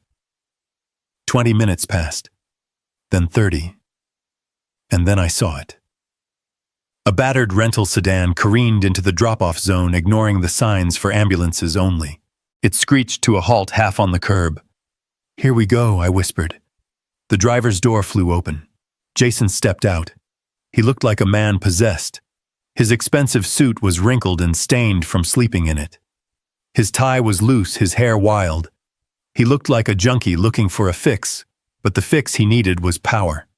He ran around to the passenger side and yanked the door open. Valerie stepped out. She had tried to fix her makeup, but she looked hard and brittle. She was dragging Sammy. My heart clenched when I saw the boy. He looked exhausted, terrified. He was the prop in their play, the emotional battering ram they intended to use to break down my defenses. And then the back door opened. Dr. Vane emerged. He was a small, oily man clutching a black medical bag to his chest, as if it contained gold. In a way it did. It contained the sedatives and the chemical restraints that were going to be Jason's ticket back to the high life. I watched them march toward the automatic sliding doors. Jason was shouting orders at them, pointing at the entrance. He was the general of a ragtag army marching into a massacre. They entered the lobby. I watched Jason scan the room. His eyes were darting back and forth, frantic. He was looking for a confused old man. He was looking for a victim. He went to the reception desk. I turned up the volume on the audio feed. Where is he? Jason slammed his hand on the counter. Conrad King. He was admitted an hour ago. Do not lie to me. I am his son. I am his medical proxy. The receptionist, a woman I had briefed personally, looked at him with wide, innocent eyes. Sir, please lower your voice, she said. Mr. King is in the East Wing solarium. He was very agitated. We are waiting for a specialist. I have the specialist right here, Jason gestured to Dr. Vane. We are going up. He turned away from the desk, grabbing Sammy's hand so hard the boy stumbled. Come on, Jason hissed at his group. Before he leaves. I stood up in the office. I buttoned my jacket. I checked my reflection in the glass of the window. I did not look like a victim. I looked like the man who built the skyline visible through the rain. "Let us go, Sullivan," I said. We walked out of the administrator's office and down the long corridor that led to the solarium. My footsteps echoed on the tile floor, a steady rhythmic drumbeat. I could hear them ahead of me. I could hear Jason's heavy breathing. I could hear Valerie's heels clicking rapidly. I could hear the soft whimper of my grandson. They were rushing toward the east wing, thinking they were hunting a ghost. They turned the corner into the solarium, a wide open space filled with plants and sunlight that filtered through the rain-soaked glass ceiling. It was empty. Jason stopped in the center of the room, spinning around. "Where is he?" he shouted. "He was supposed to be here." Valerie looked around, panic rising in her eyes. "Jason, this feels wrong. There is no one here. It is too quiet." "Check the rooms," Jason ordered Dr. Vane. "He is hiding. He is scared. Have the syringe ready. As soon as you see him, hit him." "I do not want him talking. I do not want a scene. I just want him unconscious and signed over." Dr. Vane opened his bag, his hands shaking slightly as he prepared a vial. I stepped out from behind the pillar at the far end of the room. "You are looking for me, Jason," I said. My voice carried across the empty space, calm and cold. Jason spun around. He saw me. For a second he looked relieved. He saw the father he wanted to control. But then his eyes adjusted. He saw the suit. He saw the posture.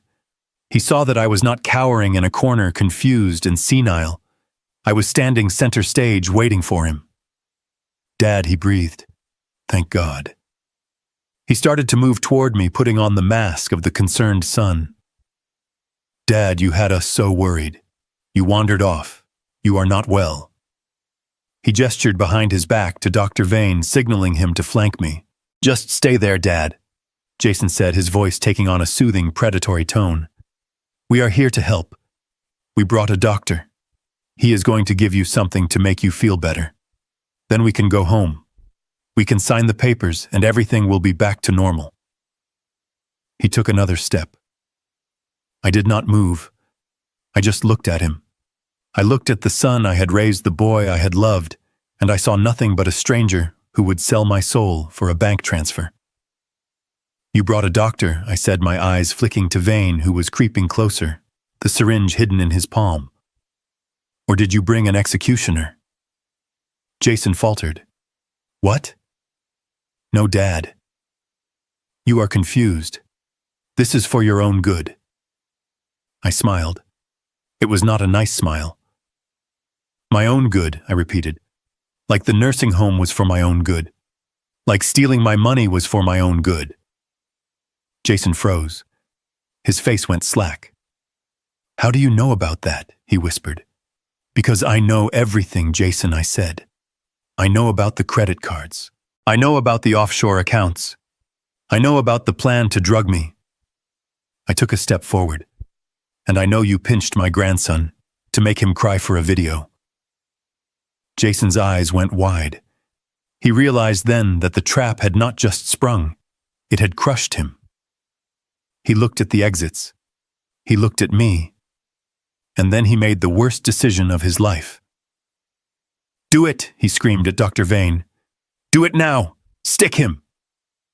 Dr. Vane lunged, and the doors to the solarium burst open. The needle glistened under the fluorescent lights of the solarium, a silver fang poised to strike. Dr. Vane lunged forward, his eyes manic with the promise of a payday, but he was not aiming at me. In his panic and Jason's confusion, they had fixated on the figure sitting in the high-backed wheelchair by the window. The figure wrapped in a thick blanket, the figure they assumed was the senile old man they had come to abduct. "Do it!" Jason screamed again, his voice cracking with desperation. "Stick him before he makes a noise." Vane brought the syringe down in a vicious arc, aiming for the neck of the man in the chair. But the needle never made contact. In a blur of motion, the man in the wheelchair spun around. The blanket fell away, revealing not a frail 72-year-old pensioner, but a 6'2" undercover police sergeant wearing a tactical vest. He caught Vane's wrist in mid-air with a grip like a steel vise. "Police," the sergeant roared, twisting Vane's arm until the bone snapped with a sickening crunch. "Drop the weapon!" Vane shrieked, dropping the syringe as he was slammed face first onto the tiled floor. At that exact moment, the glass doors on all sides of the solarium shattered inward. A dozen officers in tactical gear swarmed the room, their weapons drawn, their voices a cacophony of controlled chaos. "Get on the ground. Nobody move. Hands where I can see them." Jason froze. He looked at the sergeant who was handcuffing the screaming doctor. He looked at the syringe rolling on the floor, leaking its clear chemical poison. He looked at the police officers surrounding him. His brain could not process the shift in reality. 1 second he was the predator closing in on his prey, and the next he was the rat in the trap. Valerie screamed as a female officer grabbed her arm, pulling her away from Sammy. "Do not touch me," she yelled, struggling. "I am a mother. I have rights." "You have the right to remain silent," the officer said, spinning her around and cuffing her hands behind her back. Sammy stood in the center of the storm, terrified and crying. Sullivan, who had entered with the police team, moved quickly. He scooped the boy up, shielding his eyes, wrapping his expensive suit jacket around the child's shaking shoulders, and carrying him out of the room to safety before the scene got any uglier. Jason was backed against the glass wall, his hands raised, trembling violently. "This is a mistake," he stammered, looking around wildly. "I am Jason King. I was just trying to help my father. He is sick. That man attacked my doctor. Save it for the judge, Jason." A voice boomed from the far end of the room. The heavy oak doors of the hospital administrator's private office opened. I stepped out. I was not the man in the wheelchair. I was not the confused geriatric patient wandering the halls. I was wearing my charcoal Savile Row suit, my platinum cufflinks catching the light. I walked with the steady, powerful stride of the man who had built an empire from dust. I walked through the line of police officers who parted for me out of respect. Jason saw me. His jaw dropped. He looked from me to the empty wheelchair and back again. "Dad," he whispered, "you set me up." I stopped 3 feet in front of him. I looked him up and down, taking in his disheveled appearance, his fear, his pathetic arrogance. "I did not set you up, Jason," I said, my voice calm and cold as a winter ocean. "I gave you a choice. You could have walked away. You could have accepted your new life. You could have been a man. But you chose to come here. You chose to bring a butcher to silence your own father." I pulled my phone from my pocket. I did not say another word. I simply pressed play on the screen and turned the volume up to the maximum. The audio was crystal clear, recorded just 24 hours earlier in the motel room. We pump him full of Thorazine. We make him compliant. We put a pen in his hand and we guide his signature. We keep him medicated. He spends the rest of his days drooling at a wall. Jason's voice filled the silent solarium, plotting my destruction with casual cruelty. If he thinks Sammy is in trouble, he will come running. Pinch him harder. Make him cry. The color drained from Jason's face, leaving him looking like a corpse. The police officers listening lowered their weapons slightly, their expressions shifting from professional alertness to pure disgust. They looked at Jason not as a suspect, but as a monster. I stopped the recording. "That is me on the tape," Jason stammered, sweat pouring down his face. "But it is out of context. We were role-playing. It was a joke. A joke I repeated. You pinched your son to make him cry. You hired a man to forge my medical records. You brought a loaded syringe to a hospital to kidnap me." "Is that the punchline, Jason?" I turned to the police captain who was standing beside me, holding the evidence bag containing the syringe. "Captain," I said, "I believe this man is trespassing, and I believe he just attempted to assault a police officer with a deadly weapon." The captain nodded, his face grim. "Book him." 2 officers grabbed Jason. They did not utilize the gentle touch. They slammed him against the glass wall, kicking his legs apart. They ratcheted the handcuffs on tight. "Ow!" Jason screamed. "You are hurting me." Dad, tell them to stop. Dad, help me. He looked at me, his eyes pleading, desperate, begging for the father he had despised for 5 years to save him one last time. Dad, please, he sobbed. I am your son. I looked at him. I looked at the man who had thrown away my gift, who had stolen my money, who had hurt my grandson. I stepped closer until I was inches from his face. You are not my son, I whispered, so only he could hear. My son died the day he decided my life was worth less than his bank account. You are just a stranger who owes me $18 million. Take him away, I said to the officers. They dragged him out. He was weeping, his expensive shoes dragging on the floor, leaving scuff marks that would be buffed out by morning. Just like him. He was a stain that was being removed. Valerie was led out behind him, still shouting about her rights, still trying to blame everyone else. She did not look at me. She knew better. The room fell silent. The adrenaline faded, leaving only a deep exhaustion. Sullivan walked back in. The boy is safe, he said quietly. He is with the social worker in the cafeteria. He is asking for you, Conrad. I nodded. I adjusted my tie. I checked my reflection in the glass. I am coming, I said. I walked out of the solarium, leaving the empty wheelchair and the broken syringe behind. The trap had sprung. The rats were caught, Bold. Now it was time to clean up the mess. It took Jason exactly 4 hours to post bail. He did not use his own money because he had none left. He used a bail bondsman who took the pink slip to Valerie's Mercedes, the only asset I had not yet seized, because it was technically in her name. It was a desperate move, a short-term gamble made by a man who believed he could talk his way out of an avalanche. I expected him to run. I expected him to flee the state to try and disappear before the criminal charges stuck. But I had underestimated his delusion. Jason did not run. He attacked.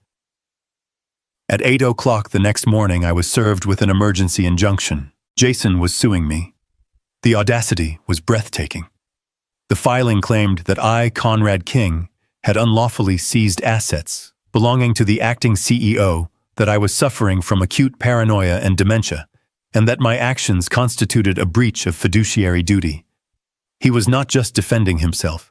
He was trying to strip me of my power before the criminal investigation could gain traction. The emergency hearing was set for 10 a.m. before a duty judge in family court. It was a closed session, but the tension in the hallway was thick enough to choke on. I sat on the wooden bench outside the courtroom, flanked by Sullivan and 2 security guards. I looked calm, but inside my blood was boiling. Jason arrived minutes later. He had showered and changed. He was no longer the disheveled maniac who had screamed in the hospital lobby. He was wearing a navy blue suit, a modest tie, and an expression of pained concern. He looked like a choir boy who had been wrongly accused. Valerie walked beside him wearing a simple gray dress and no jewelry, clutching a tissue. They were in costume. They were playing the role of the loving family, besieged by tragedy. Jason stopped when he saw me. He did not scream. He did not lunge. He looked at me with eyes that shimmered with unshed tears. Dad, he said, his voice trembling perfectly. Why are you doing this? We just want you to get help. I did not answer. I simply looked at him. I looked at the performance, and I wondered if he even knew where the lie ended and the truth began. We went inside. The courtroom was small, smelling of floor wax and old paper. The judge was a stern woman named Judge Halloway, who looked like she had no patience for drama. Jason's lawyer, a man named Blackwood, stood up. He was expensive. I wondered who Jason had promised to pay him. Probably me, once he regained control of the accounts. Your Honor, Blackwood began, his voice smooth as oil. We are here today because a tragedy is unfolding. My client, Mr. Jason King, has spent the last 5 years tirelessly running King Logistics while caring for his aging father. He has sacrificed his own well-being to ensure his father was comfortable. I watched Jason. He hung his head modestly. 2 days ago, Blackwood continued Conrad King suffered a severe mental break. He disappeared from the family home. In his confusion, he accessed corporate accounts and transferred millions of dollars to overseas entities. He canceled the family's credit cards, leaving his son and grandson destitute. He even staged a scene at a hospital using his own wealth to bribe officials and frame his son for assault. It was a masterpiece of fiction. It took every fact and twisted it until I was the villain and Jason was the martyr. Then Jason took the stand. He sat in the witness box, his hands folded in his lap. He looked at the judge with wide, earnest eyes. "I love my father," Jason said softly. "He has always been my hero. But lately he has changed. He forgets things. He gets angry over small details. The other night, he gave my son a $50 bond for his birthday. It was sweet, but it showed he is living in the past. When I tried to talk to him about it, he snapped. He ran away. He wiped a tear from his eye. I went to the hospital to find him," Jason continued, his voice cracking. "I brought a doctor because I was scared. I thought he might hurt himself. And then he had me arrested. He humiliated me. Your Honor, I do not care about the money. I just want my father back. I want him safe. I want him home where I can take care of him." Valerie let out a soft sob from the gallery. I felt a hand on my arm. It was Sullivan. He was squeezing my forearm hard, a signal to remain stone-faced. The judge looked at me. She saw an old man in a nice suit sitting silently. She looked at Jason, the grieving son. I could see the doubt creeping into her eyes. Jason was good. He was a sociopath, but he was a charming one. Then Jason dropped his final card. "He is accusing me of stealing," Jason said. "But Your Honor, how can I steal what is mine? I built that company for the last 5 years. I earned that lifestyle. My father is using his money to abuse me. This is financial violence. He is abandoning his family. He is leaving us on the street to punish me for a crime I did not commit." Financial violence. The term hung in the air. He was weaponizing his own entitlement. Sullivan stood up. He did not shout. He did not make a speech. He simply walked to the podium. "Your Honor," Sullivan said, his voice dry and bored. "The plaintiff claims he is a victim. He claims he is a loving son. He claims his father is incompetent." Sullivan picked up a remote control. "We would like to submit a piece of evidence to refute these claims. It is an audio recording taken 48 hours ago." Jason stiffened in the witness box. He knew what was coming. He looked at Blackwood, but his lawyer looked confused. They thought the only recording was the one from the motel room, the one I had played at the hospital. But they forgot that I was the grantor. They forgot that I owned the house. They forgot that the security system in the library, where Jason liked to drink his scotch and brag to his friends, recorded audio as well as video. Sullivan pressed play. The sound of clinking glass filled the courtroom. Then Jason's voice, loud and slurred, drunk on my expensive liquor. "The old man is a leech. He is taking too long to die. I talked to Vane. We can up the dosage. Make his heart stop. Who is going to autopsy a 72-year-old man?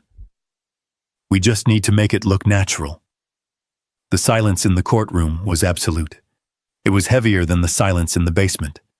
It was the silence of a grave being opened. Jason's face went gray. He gripped the railing of the witness box so hard his knuckles turned white. That is a fabrication," he stammered. "That is AI. Deepfake." Judge Holloway looked at him. Her expression had changed from curiosity to cold fury. "Sit down, Mr. King," she said. "But Your Honor," Jason stood up. "Sit down," she barked. She turned to Sullivan. "Continue, counselor." Sullivan nodded. "We have more, Your Honor. We have the bank records showing the embezzlement. We have the video of him assaulting his son. But I think the court has heard enough to establish the character of the plaintiff." Jason looked at me. The mask was gone. The loving son was gone. There was only hatred, pure and undiluted. "You set me up," he mouthed. I looked back at him. I did not smile. I did not gloat. I just looked at him with the weary eyes of a man who had finally accepted the truth. The judge banged her gavel. "Motion for injunction denied," she ruled. "Motion for guardianship denied. Mr. King, you are remanded into custody for violation of your bail conditions pending the criminal investigation into conspiracy to commit murder." The bailiff moved toward Jason. Jason stood up. He looked around the room looking for an exit, looking for a savior. He looked at Valerie. She looked away. She was already plotting her own survival, already figuring out how to distance herself from the sinking ship. "No," Jason screamed as the bailiff grabbed his arm. "No, this is wrong.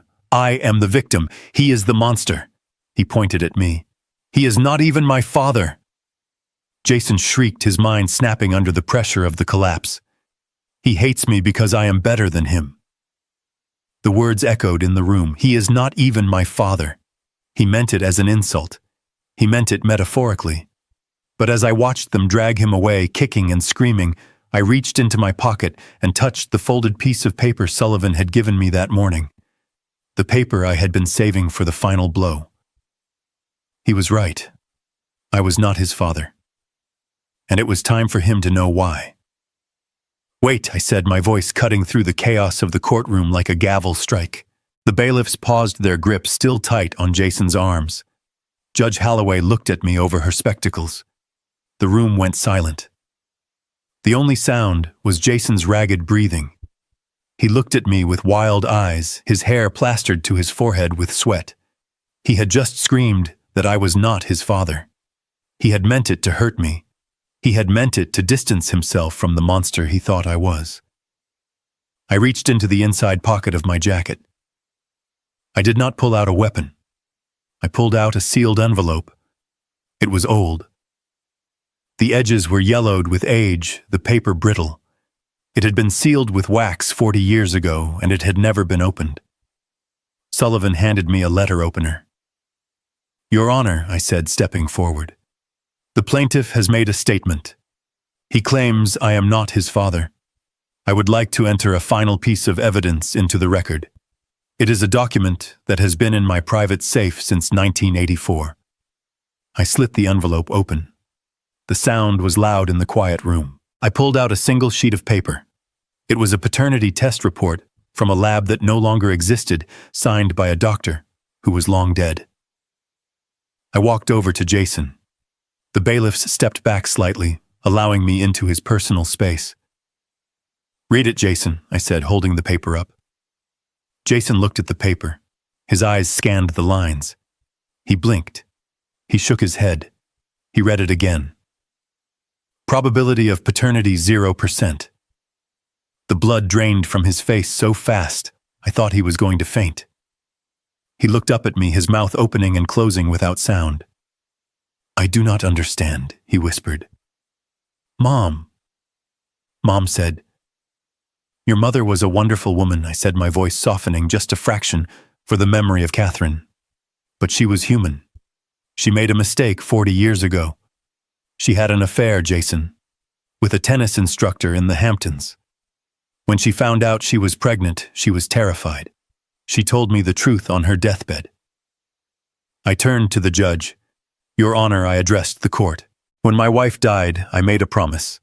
I promised her I would raise this boy as my own. I promised I would give him my name, my home, and my love. I promised I would never let him know that he was not a king by blood." I looked back at Jason. "I kept that promise for 40 years, I said. "I gave you every opportunity. I gave you the best schools. I gave you the company. I gave you a life most men only dream of. All I asked in return was respect. All I asked was that you be a good man." I leaned in closer. "But you broke the contract, Jason. You broke it when you stole from me. You broke it when you tried to drug me. And you broke it when you hurt my grandson. The promise is void." Jason slumped in the arms of the bailiffs. He looked small. He looked like a child who had gotten lost in a mall. This means, he stammered. It means you have no standing. Sullivan interjected, his voice sharp. The King family trust is explicit. Beneficiaries must be direct biological descendants of Conrad King. You are not a beneficiary, Jason. You are a stranger. You have no claim to the money, no claim to the house, no claim to the legacy. You are just a man who committed fraud. Jason let out a sound that was half sob, half laugh. It was the sound of a mind snapping. I am nobody, he whispered. No, I corrected him. You could have been somebody. You could have been my son. Blood does not make a father, Jason. Love does. And you killed that love. I nodded to the bailiffs. Get him out of my sight. They dragged him away.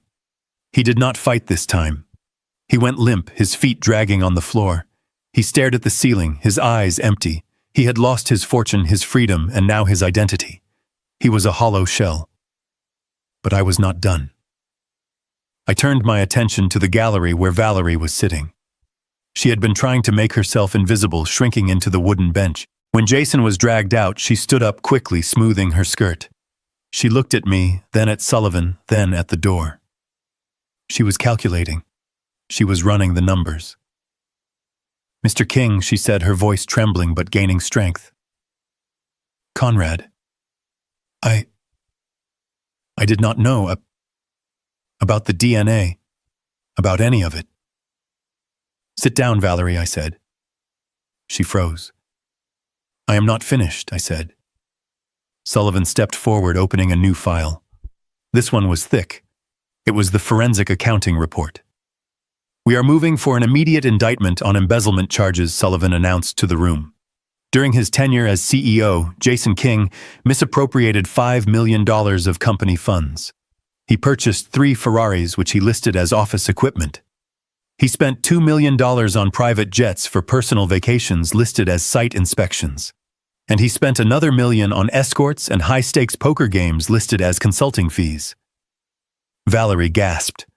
She put a hand to her mouth. He told me those were bonuses, she cried. He told me he earned that money.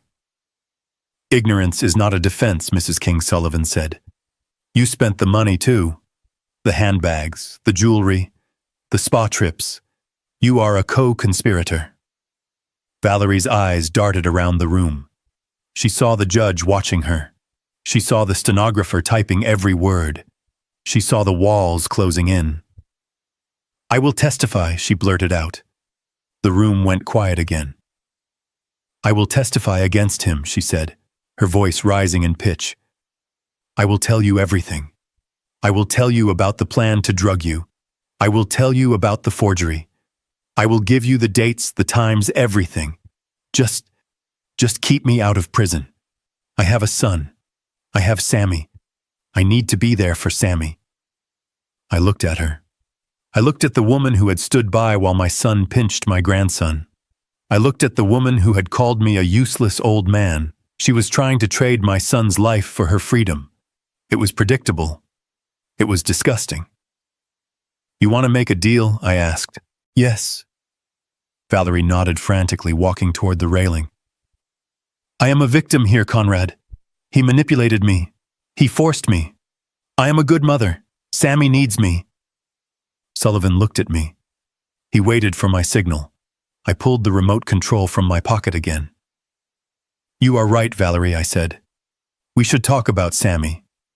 I pointed the remote at the screen mounted on the wall of the courtroom. I have one more video, Your Honor, I said. I pressed play. The video was from the security camera in the kitchen of the mansion, taken 3 weeks ago. Sullivan had recovered it from the cloud server before he locked Jason out. It showed Sammy sitting at the kitchen island doing his homework. He looked happy. He was eating a bowl of cereal. Valerie walked into the frame. She was on the phone holding a glass of wine. She looked angry. She hung up the phone and slammed it onto the counter. She turned to Sammy. Stop eating so loud, she screamed at him. Sammy flinched. I am sorry, Mom. She grabbed the bowl of cereal and threw it into the sink. It shattered. You are useless, she yelled.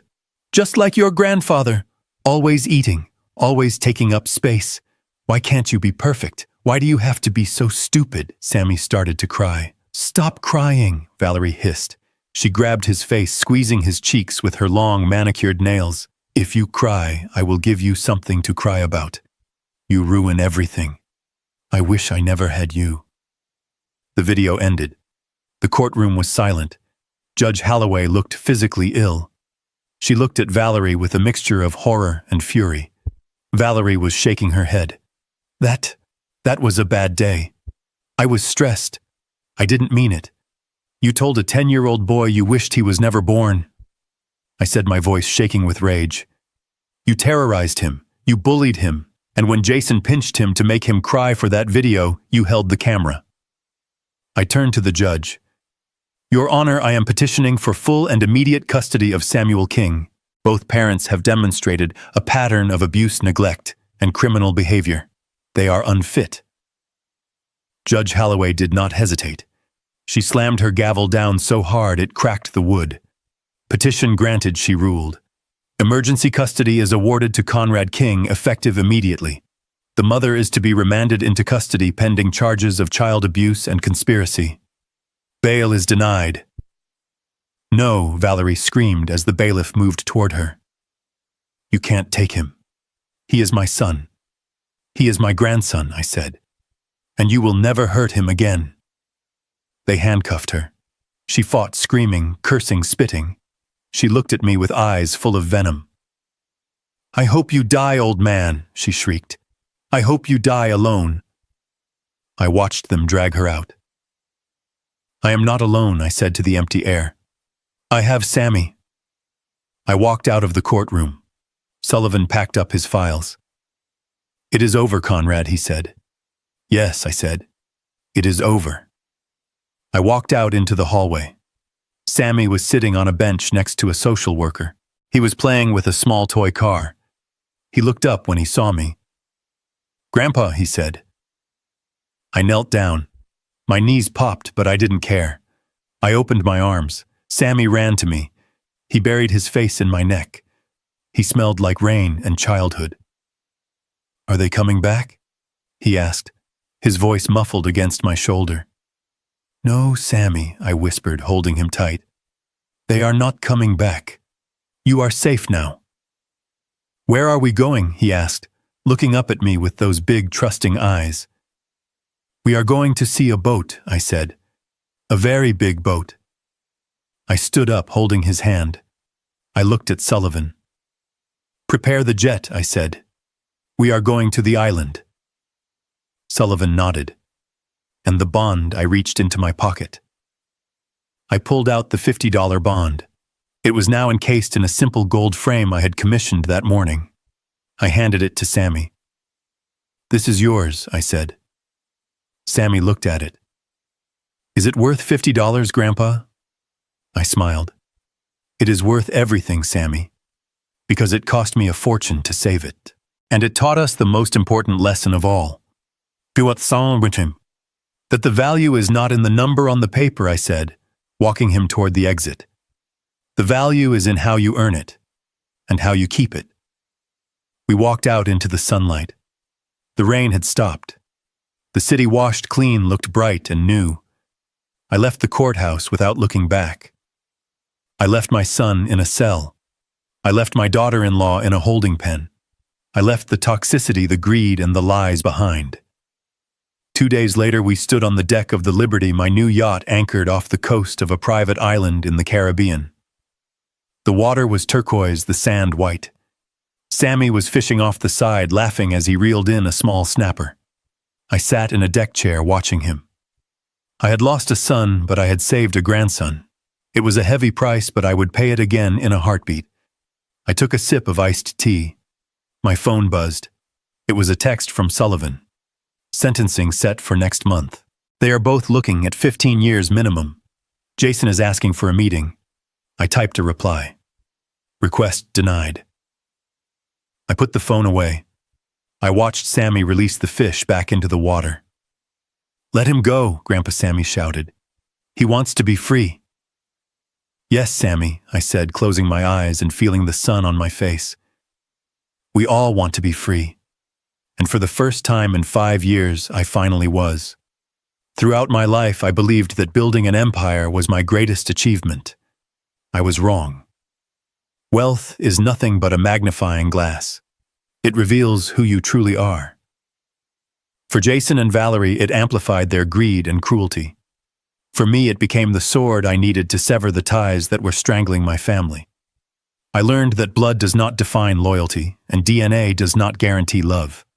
True legacy isn't written in a ledger or a will. It is written in the safety and happiness of the next generation. Sometimes the hardest thing a parent must do is let go of the child who has lost their way to save the child who still has a chance. If you believe that family is defined by love and respect, rather than just blood, hit that like button and subscribe to the channel. And tell me in the comments, have you ever had to make a difficult choice to cut off a toxic family member to protect your peace? I read every story.